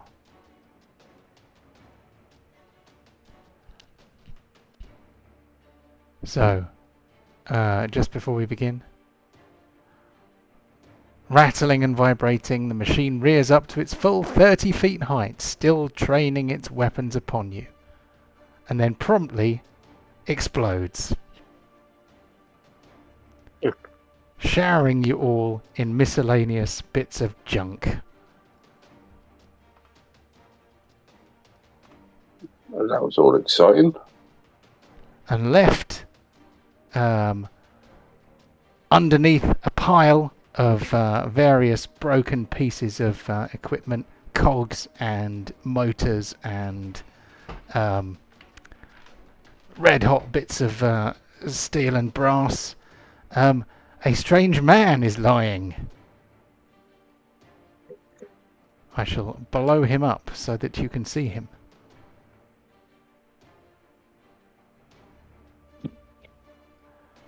Would you like to describe your character for us, Aidan? So, of course, lying in the wreckage is a human male garbed in the black leather armor. He is covered in straps that seem like very ornamental. You know how you see often too many straps on armor that are just cosmetic and not practical at all. He stands up, rummages through the wreckage of his poor baby mech, and pulls out a very fat-looking alchemist satchel, ties it around his waist. He's fairly tall, but probably a bit emaciated, looking for his height. He wears an eye patch and a brown hood over his head. He also carries a crossbow across his back, and I don't know if any of you have like a soldier background. I think I do. All right. Wanna? Like, how smart is your character? Just for fun. Mm-hmm. Intelligence, wisdom 1. Well, wisdom 12. Soldier good. Doors bomb.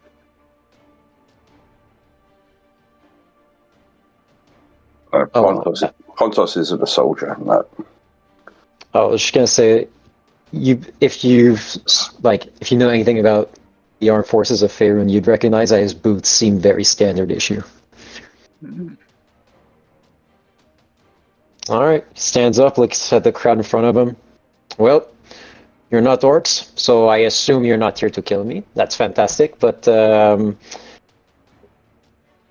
if you guys don't mind, I would very much like to leave, so if you would just allow me to skip past real quick. Pontos is going to just go like, what was that, and why did we get to fight it? You didn't get to fight me because I do not want to kill you. That is the simple way to put it. And because I'm trying to get out of this forge, I am very much not a fan of how I was being treated in there. I made this so I could escape. So if you could just indulge me and let me out of this horrible place. We were here to meet the tribe leader. Got a meeting with him. What? Well, whoever whoever's in charge here. Oh, right. I'm sorry, I was not briefed on my appearance that in that much depth. My bad. So, as you begin to have a conversation with this new and interesting chap, somebody says, "Oh, we've come to see the leader. We don't know who they. Where are they?" And a gruff voice from somewhat off to the east says, "That would be me."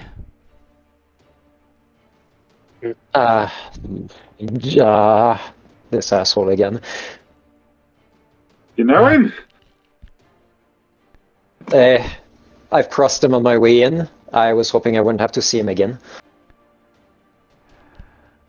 Where are you going, Clestus? You've made a hole in the wall of my blacksmiths.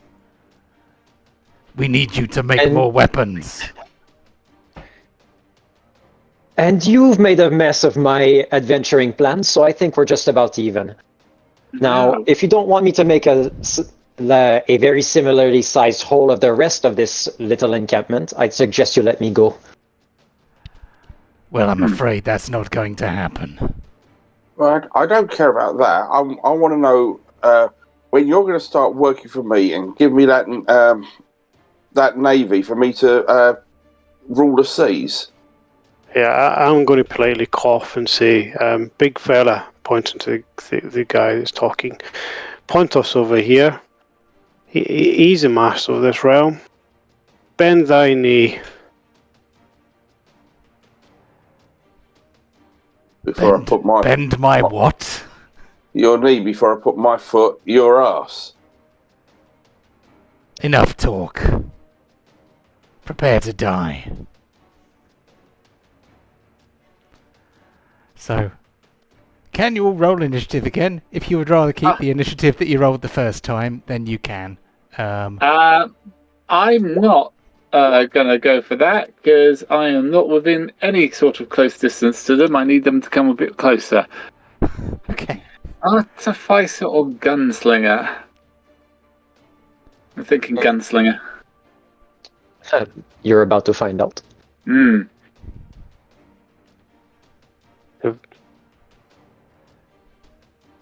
So, oh wow.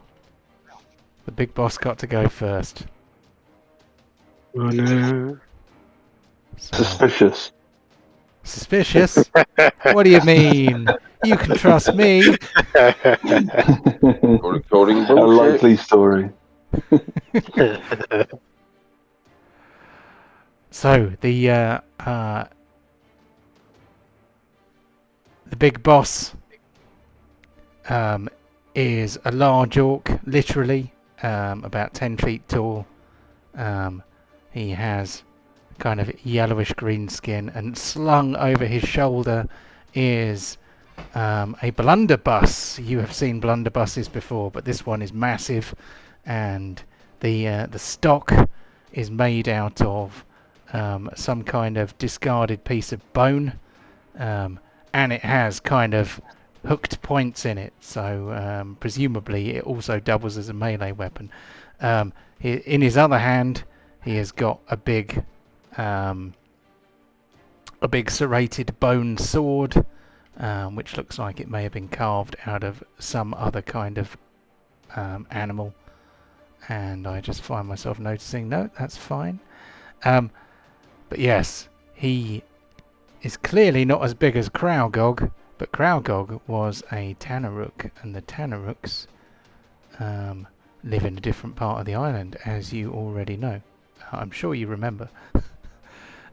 He is going to probably attack his nearest opponent, which at the moment...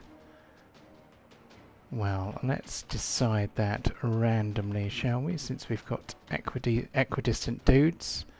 Okay, he's going for Karirook.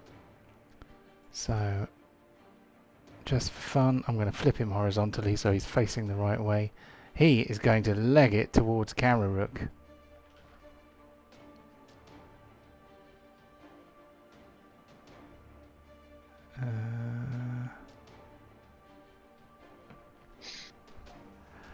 So, when he gets there, what he will of course do is hit you with his sword and try and shoot you with his blunderbuss. So, which one do you want first?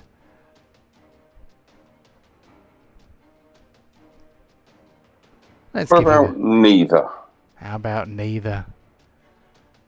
How about take this?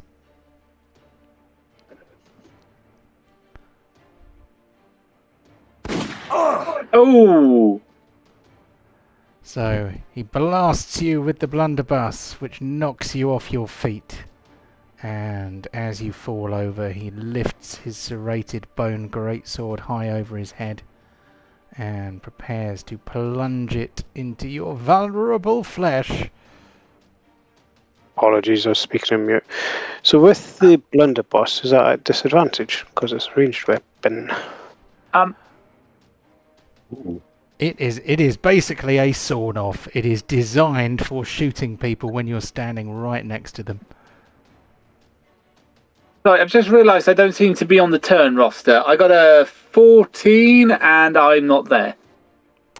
Ah, perhaps your token was not selected. Hold on, let's pop you in there. 14. There we go. There we go.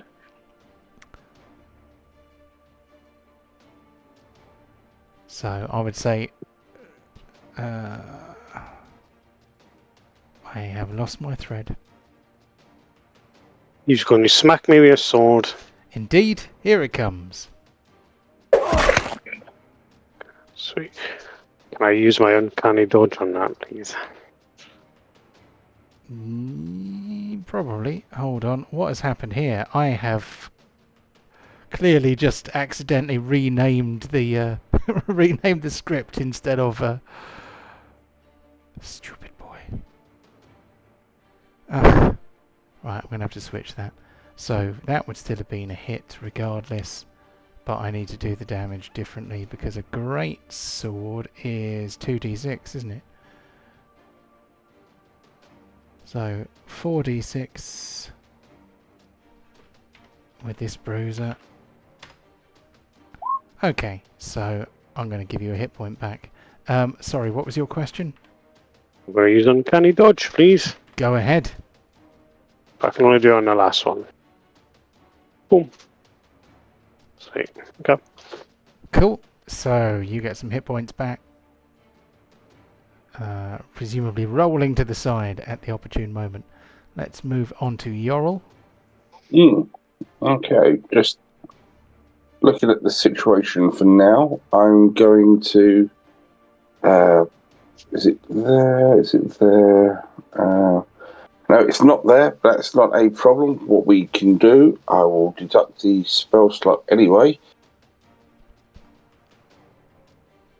Come here, you stupid thing.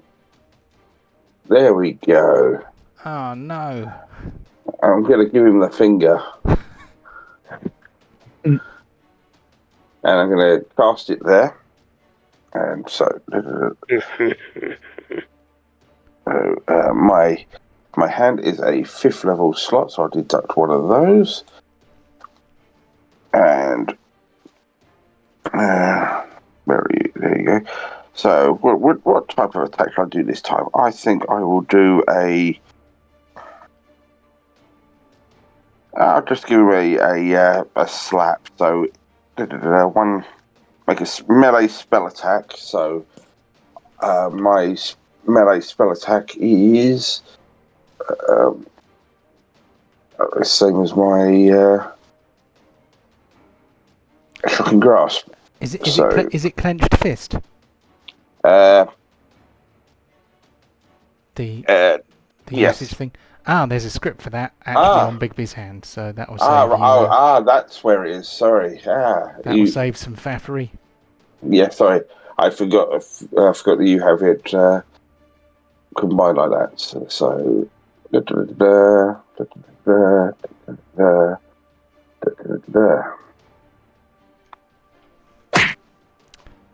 Oof.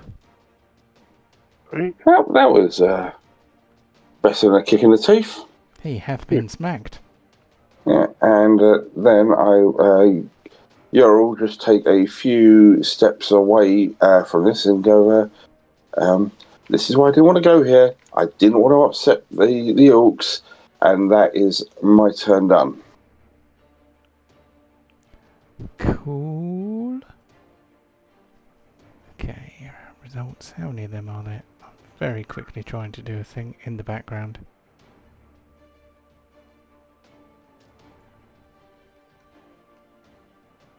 Who is that? Oh, okay. It is that dude. So we're going to move on to Karirook momentarily. I'm just doing a very quick paste. There we go. So on to Karirook. Alright. So can I use an action to stand up and attack him? You can use half your movement to stand up, and then you still have your action. Alright, so I'll use half my movement and I'll stand up, please. Groovy. Okay, you are on your feet. How big is this chap? He is a good 10 feet tall, quite broad. Medium, massive? He is large. Cool. So I'm going to attack him. Crit, bardic, no. Bonus, no. Sneak attack, yes, because I've got flanking with advantage. I'm also going to add Booming Blade to this as well, please. Okay. Does Bigby's hand count as a character for flanking purposes? I was just checking that because I wasn't sure myself. I think my mage hand does at a certain level.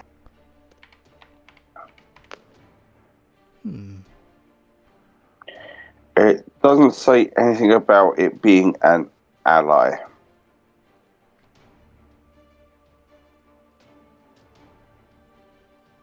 So that's probably worth a quick Google.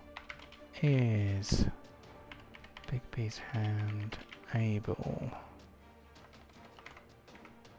to confer advantage? There we go.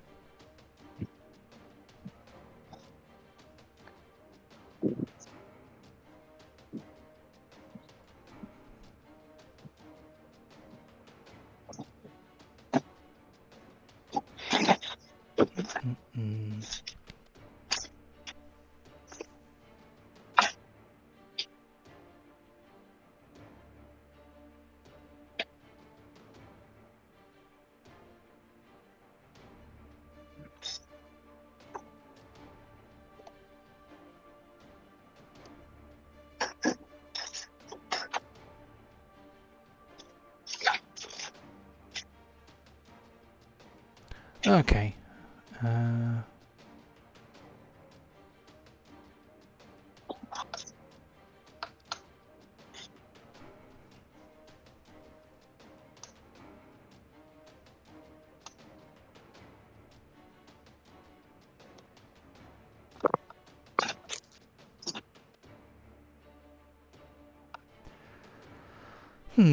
Where I just looked, there were no clear answers.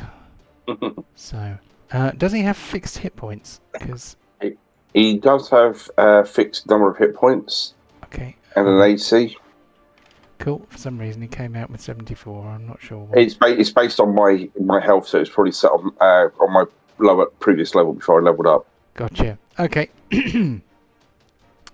So, I would say that you do not get advantage from Bigby's hand because for the same reason that you don't get advantage from not for the same reason you don't get advantage from a spiritual weapon, but it's not actually a fighter, you know, it's a magical effect that allows Yorl to attack things. It's not a conscious thing that can lean in so that it's easier for Karirook to stab somebody.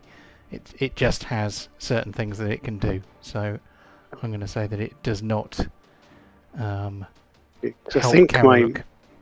My mage hand does give me advantage at next level as well anyway. Alright, well this isn't a mage hand though. This is Bigby's hand. We cancel that. Okay. Oh, you mean, right. So, okay, for next time. Cool. Boom. Oh, crit, no. Bardic, no. Sneak attack. do I get sneak attack then? I'm guessing not. I don't think you do, because there's nothing really to give it to you. And he's definitely not fire-based either. I'm afraid he is not Doesn't matter. fire-based. Yeah, it doesn't matter with this one anyway. Boom, boom, boom, boom, boom, boom, boom, boom.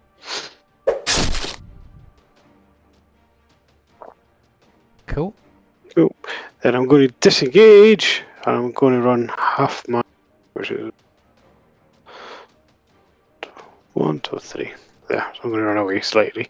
Remember, he does have Bibbing Blade as well, which is another 8, I think it is. 2d8. Yep. Okay. Is it 2d8? Let It's 2d8. me just- 2d8 on the attack itself, and Then extra. 3d8 if he 3d8, moves, isn't it? yeah. Yeah. Yeah. So here's my extra 2. Okay. So he does not enjoy that very much. So, anything else from Karirook? That's Karirook done. That's me done. Oh. And we move on to this guy here, who is an Orog. Orogs, of course, are like normal orcs, but they are cleverer, and they are much, much more heavily armoured. So this guy goes 30 feet, runs around his friend, but because he's an orc, he is aggressive, so he can use his bonus action to move again. So he closes with Duke Bardstead and swings his great axe. Not once, but twice. First time he misses, though. Oh, shame. And then we are on to... did you say the name of your character? The Orc Chieftain did. Yes, you're right. Okay, so I can change it so they can see what your name is now.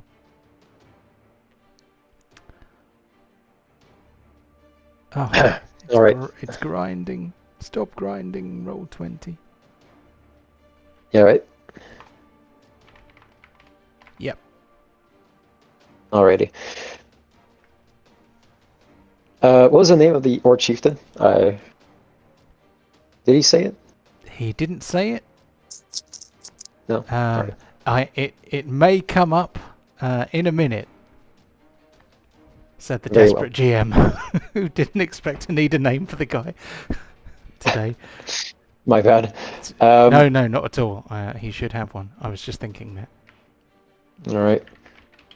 Clestis reaches into the back of his cloak, just pulling out a especially nasty looking musket, and yes, you were right, gunslinger, and looks straight down the sight, right towards the Orc Chieftain. Before he shoulders his musket, he slides a small glass vial into the barrel of the musket and takes his shot towards the Orc Chieftain. Now, I'm a man of my word. You told me to make weapons. I told you I would. Here's a little upfront demonstration. And he's going to... That didn't roll, that just rolled damage. Oh, that's weird. Hang on. So there is a token action script which I just chucked in there. Oh, is it? Ah, there it is. Perfect. Thank you. But we'll have to add the +3 manually. Alrighty. He's not in cover from the people in front of me. No, you've got a straight shot on him. He's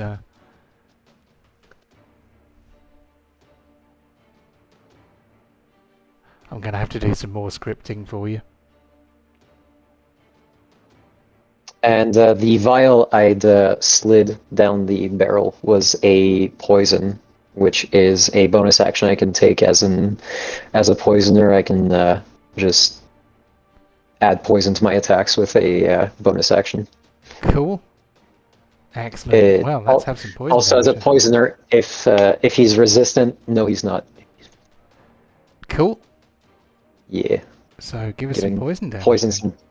All right, giving poison some justice in this game. So where have my gun sounds gone? Did anyone hear the gunshot? No. Curses. It's gonna be that's just D4. All right, well. Have we got D4 Percy poison. on our team then? No, this one's accurate. Just putting an extra D4 since I didn't really check the poisons I was supposed to have. So just a normal run-of-the-mill poison. 1D4. 2 poison damage. Cool. Right. So.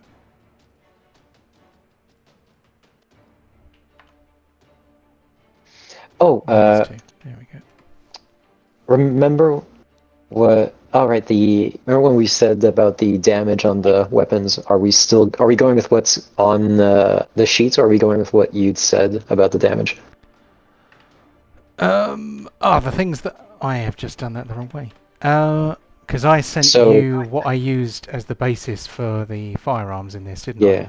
I? Yeah. So do I do triple or not? Confusion. Yeah. Confused in DM. You said triple the dice when you sent me the handout. It was Are we still going with that or not? doubled, not tripled, I think. Unless Double. All right. but Then, it should have done 2 dice. Yeah, it did do 2 dice. So.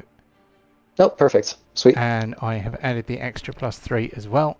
But I need to Lovely. fix the script, and I can also put in something so that you can add your poison attack as well. Do you have a bonus action? My bonus action was poisoning my attack. Cool. Sorted. Okay.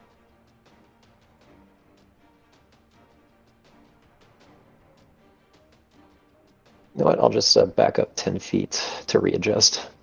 Groovy. Okay then. I'm going to move on to Pontos.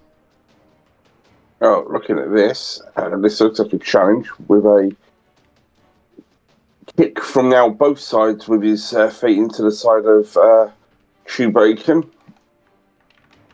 There happens to be a handy-dandy 20 feet. Ooh, that would be the charge run up, wind up, wouldn't it? Go on, right, so...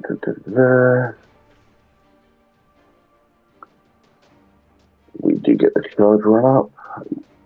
Go, my mighty steed.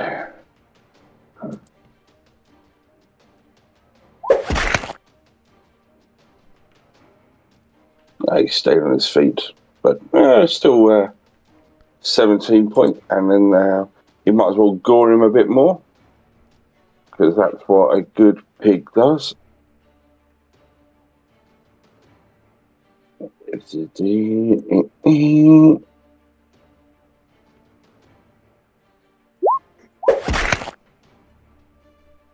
Consistency.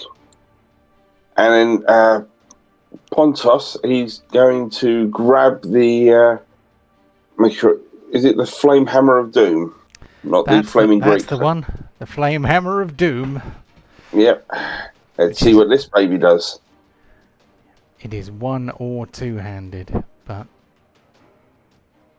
So as they were just riding over, there's Pontos, he's pulled this out and he's starting to swing, just get momentum with this. And... Oh god, fighters get so many attacks.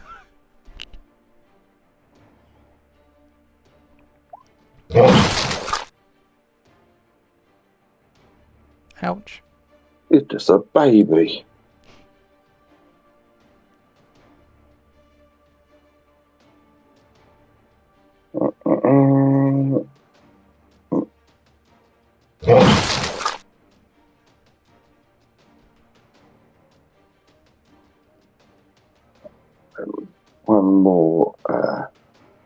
swing with this.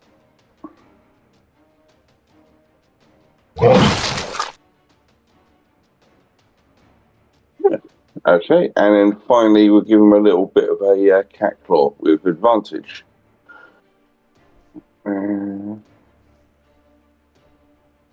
There, and this one has advantage.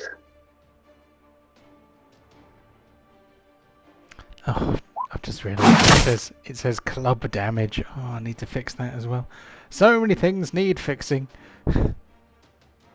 There's not enough hours in the day. That's a good warm up there for Pontos as he goes in, just trying his new toy out. It's like, yeah, good weight. He's quite happy with that. Very good. So, fix Flamehammer script. Fix Clastus firearms. There we go. Sorry, I have to add things to my list, otherwise things do not happen. Let's move on to Borin.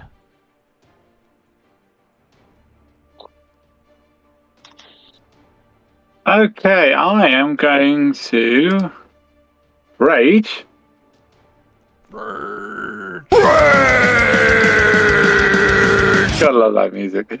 And yeah, I'm just simply gonna aid 5, 10, wait, hang on. 5, 10,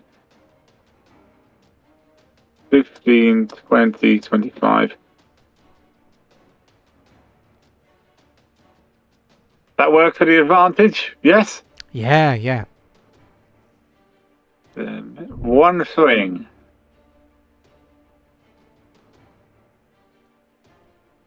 Two-handed. So out of curiosity, did you see any of our combats before watching us? Before joining us? As tempting as it would be to watch all of those videos, no, I have not. Okay. So this is the first time you're learning about our skills sets and tactics. I felt it would make more sense for the blind side, just like learning on the field how they work. Makes it more realistic to the actual gameplay. And that's it. Cool. First kill. The first kill, yep. Right, this orc pirate here watches his Orog brethren getting ready to charge into the fray, but he has a different plan. So he is going to fire at Borin with his pistol. Oh, damn, I forgot to activate my shield.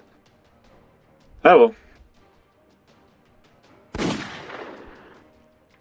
Oof, woeful.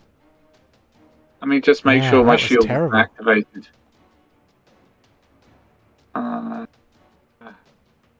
Yeah, it is currently activated on your character sheet, so there we go. It is not now, though. Gotta be honest to the game. Yeah, very good. Not that the pirate would have been able to hit you anyway with that terrible roll. 9. I'm down to 19, or is it field ads?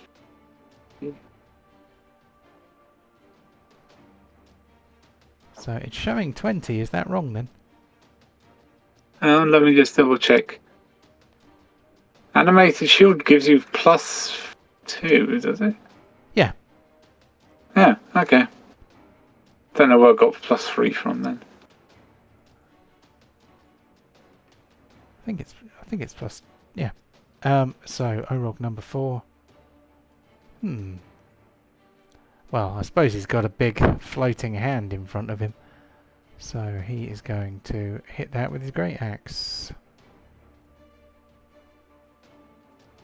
Or at least try to.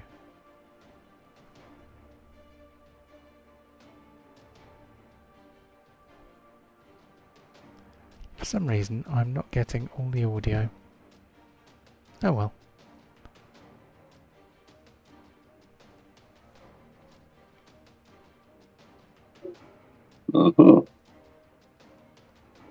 Did you guys hear the axe sound then? Nope.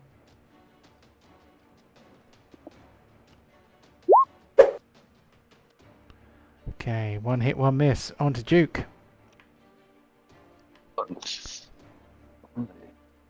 I'm going to target the big boss man with a new spell I have. Ooh, exciting. Ralathim's Psychic Lance. That sounds filthy. Sounds very dirty, doesn't it? I'm going to post it in the chat just in case you had not seen it before. Rowlathim's Psychic Lance. Intelligence saving throw on a fail takes 76 psychic damage and Wow. incapacitated until the start of your next turn. That is nearly fireball levels. Well, it's a level 4 spell. It's Yeah. pretty spicy. Single target though. Okay, he'd better take his intelligence saving throw then. Yes, I will roll it then. Is it going to let me do the thing? It's going to let me do the thing. There we go. Oh, He has failed. So 20 psychic. Well, that's slightly below average, but... And incapacitated. Woohoo! Oh no, this could be until the problematic. start of my next turn as well, which is even better. Oh, I like this no. part. Oh no. Incapacitated. Which one's that?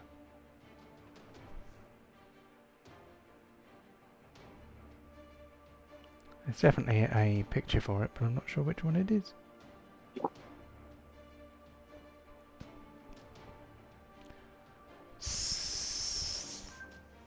It's not that one either, but I will use the stunned one anyway because I've no idea and I've wasted enough time looking for it. And I've got my glasses on and I still can't see it. Never mind. So, Orog number 3 rushes up behind Borin, flailing his great axe as he goes. Bring it. Bring it he does, but he misses. He's going to try again. Incapacitated, can't take actions or reactions. Unfortunate. I Orog. can, though. Yes, guess what?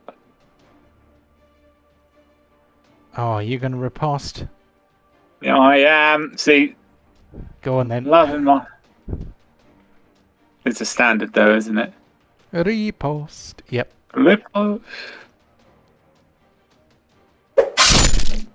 Boom. Oh, and he takes a bleeding damage. He does. So he's got one blood drop. Now Okay. that his turn has ended, make that rule. Oh, you riposted him. Yeah. Does it happen? Oh, I don't know if it happens on the same turn. Hold on. Let me check the text of this ridiculously OP magic item that I created. So, fell magic in this exquisite brooch causes wounds inflicted by the wearer to bleed profusely. The afflicted creature must take a DC 14 con save at the end of their turn or suffer bleeding damage. Okay.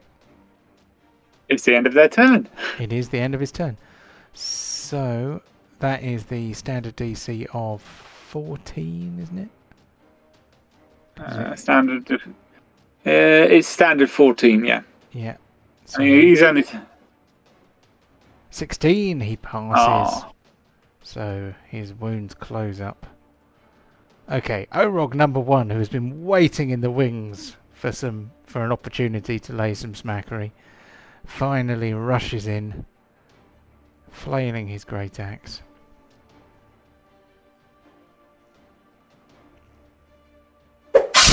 Oh, he gets a hit. He's going to try and get you again.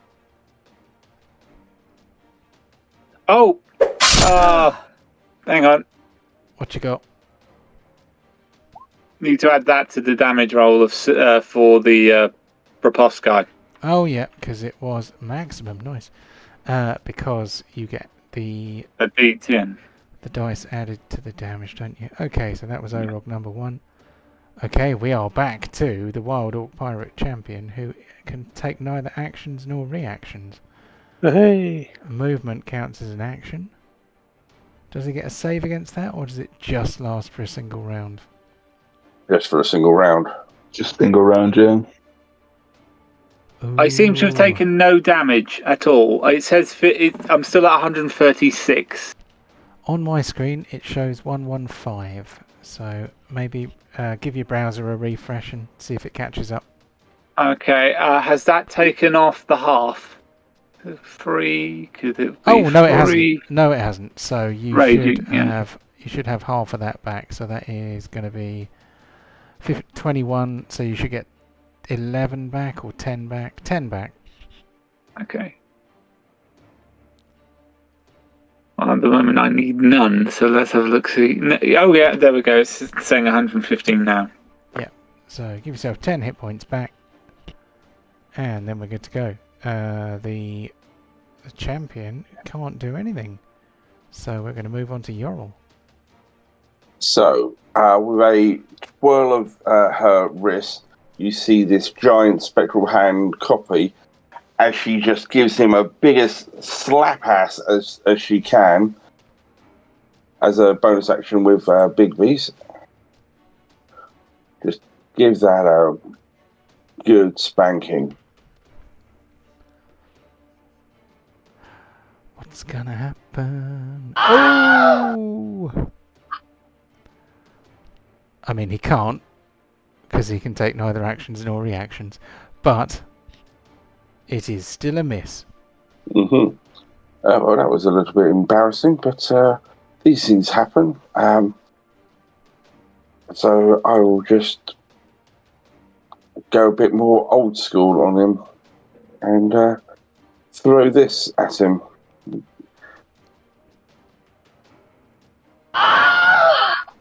Oh my goodness. Channel the inner car. 2 fumbles in a row.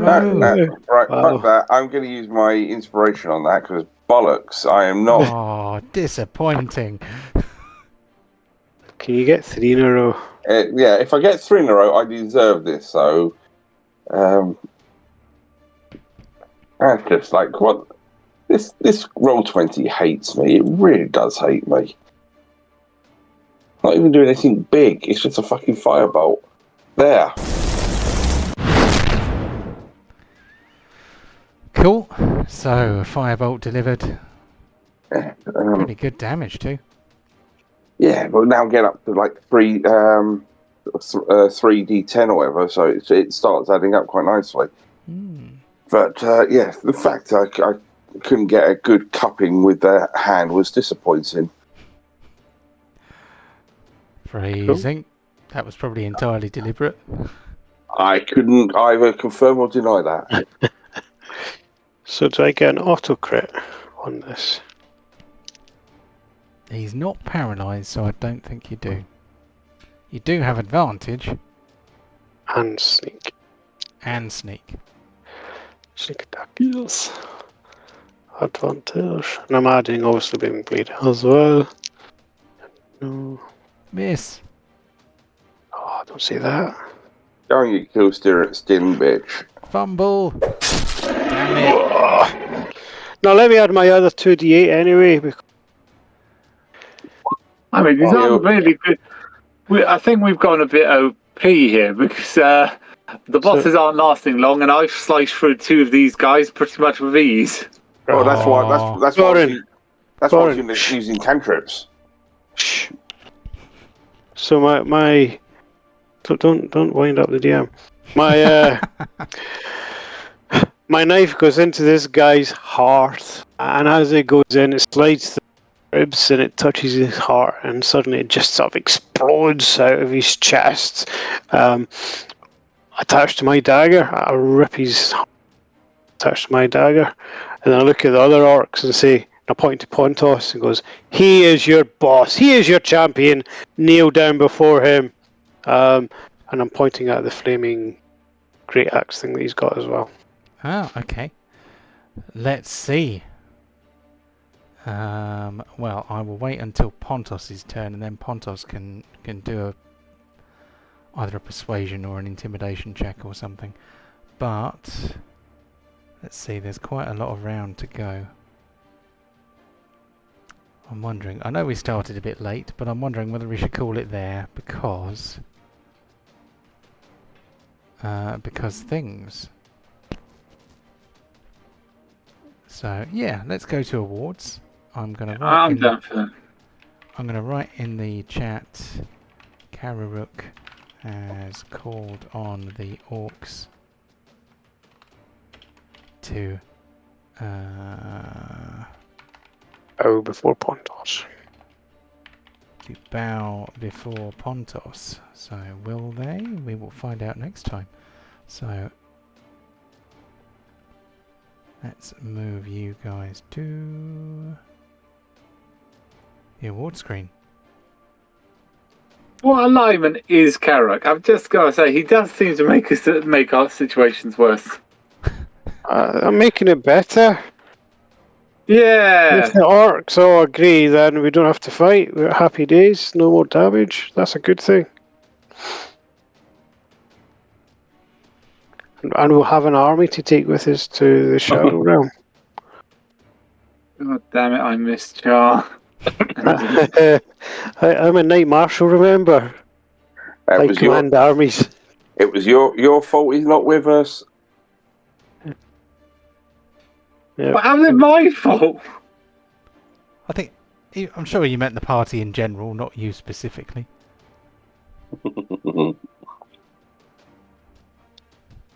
Okay, so this is the 15th of February, and we have 10 awards to award. So I'm hoping I've got the correct list.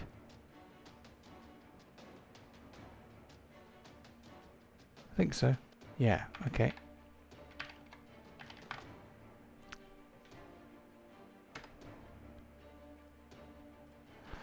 So, award number 1, Tactical Genius. Was anyone a tactical genius today? Yes.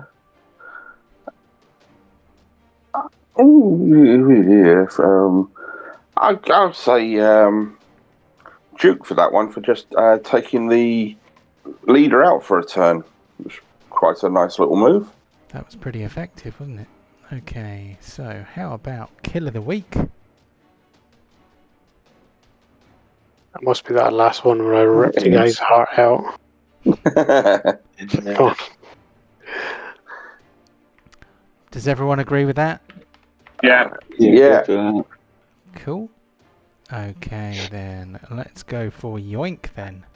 Karirook. Yeah. Mm-hmm. I used down. Yeah, I forgot he was down because otherwise the Bigby's hand would have been an advantage. I realised that afterwards when you attacked him. It's like, oh fuck. So that crit miss may have been a hit, but these things happen. Oh well. I'm not gonna. Yeah. No point retconning it now because he's No. already down. It was. We weren't going to worry about it. Okay. Kill from the Grave. I don't think we can award that one because it didn't happen. Mm-hmm. So for Aiden's benefit, because you won't know this award, Kill from the Grave is awarded to you if an effect that you set into motion kills something when it's not your turn. So that could be a battle master using one of his abilities to riposte or something. That would be a Kill from the Grave, wouldn't it? Or if you like poison somebody or something. Or they're burning or something like that. They're on fire or something and they die on their turn and it's not your turn, so that's kind of... I'm not sure where that one came from, but it's kind of... It doesn't get awarded very often because it's very technical. Originally, I remember that from... I suggested that because it's an award I remembered from Halo. Oh, okay. Because if you get shot and you still kill the opponent, like with a sticky grenade, you get a Kill from the Grave. Oh, I see. Okay. Oh well, it's a slightly different.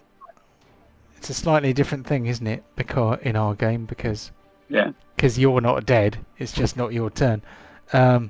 Maybe we should rename it. Damage dealer. I think that might be Pontos. I mean, he had some big damage that turn he charged in. Yeah, one of the biggest hits I've seen is 43. That was quite a big one. That was me. I mean, I killed 2 in one go. 51 16. over 51 combined. That's 2 attacks, though, isn't it? Yeah. 51 of 32 are really the only ones I got. So, I mean, largest single hit is probably... it's actually 2d8 for the thing, so largest single hit could well be Karirook with the Godslayer.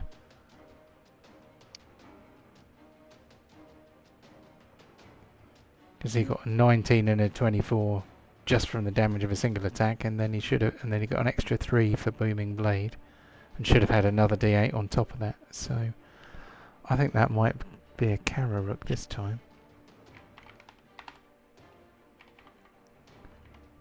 Okay, and let's move on to the next one. Best supporting role.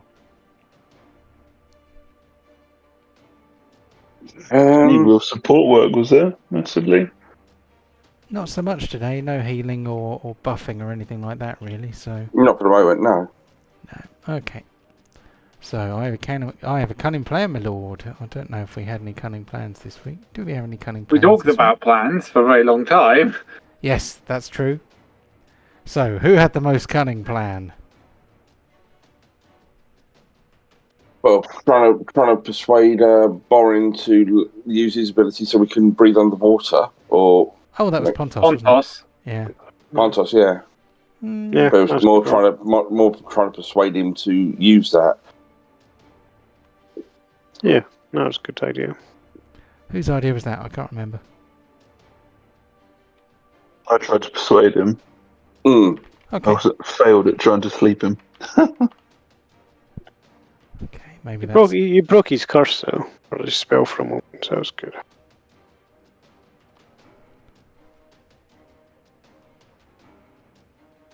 Yeah, there we go. So yeah, at least temporarily he is not directly under the control of the Leviathan. Okay, role player of the week.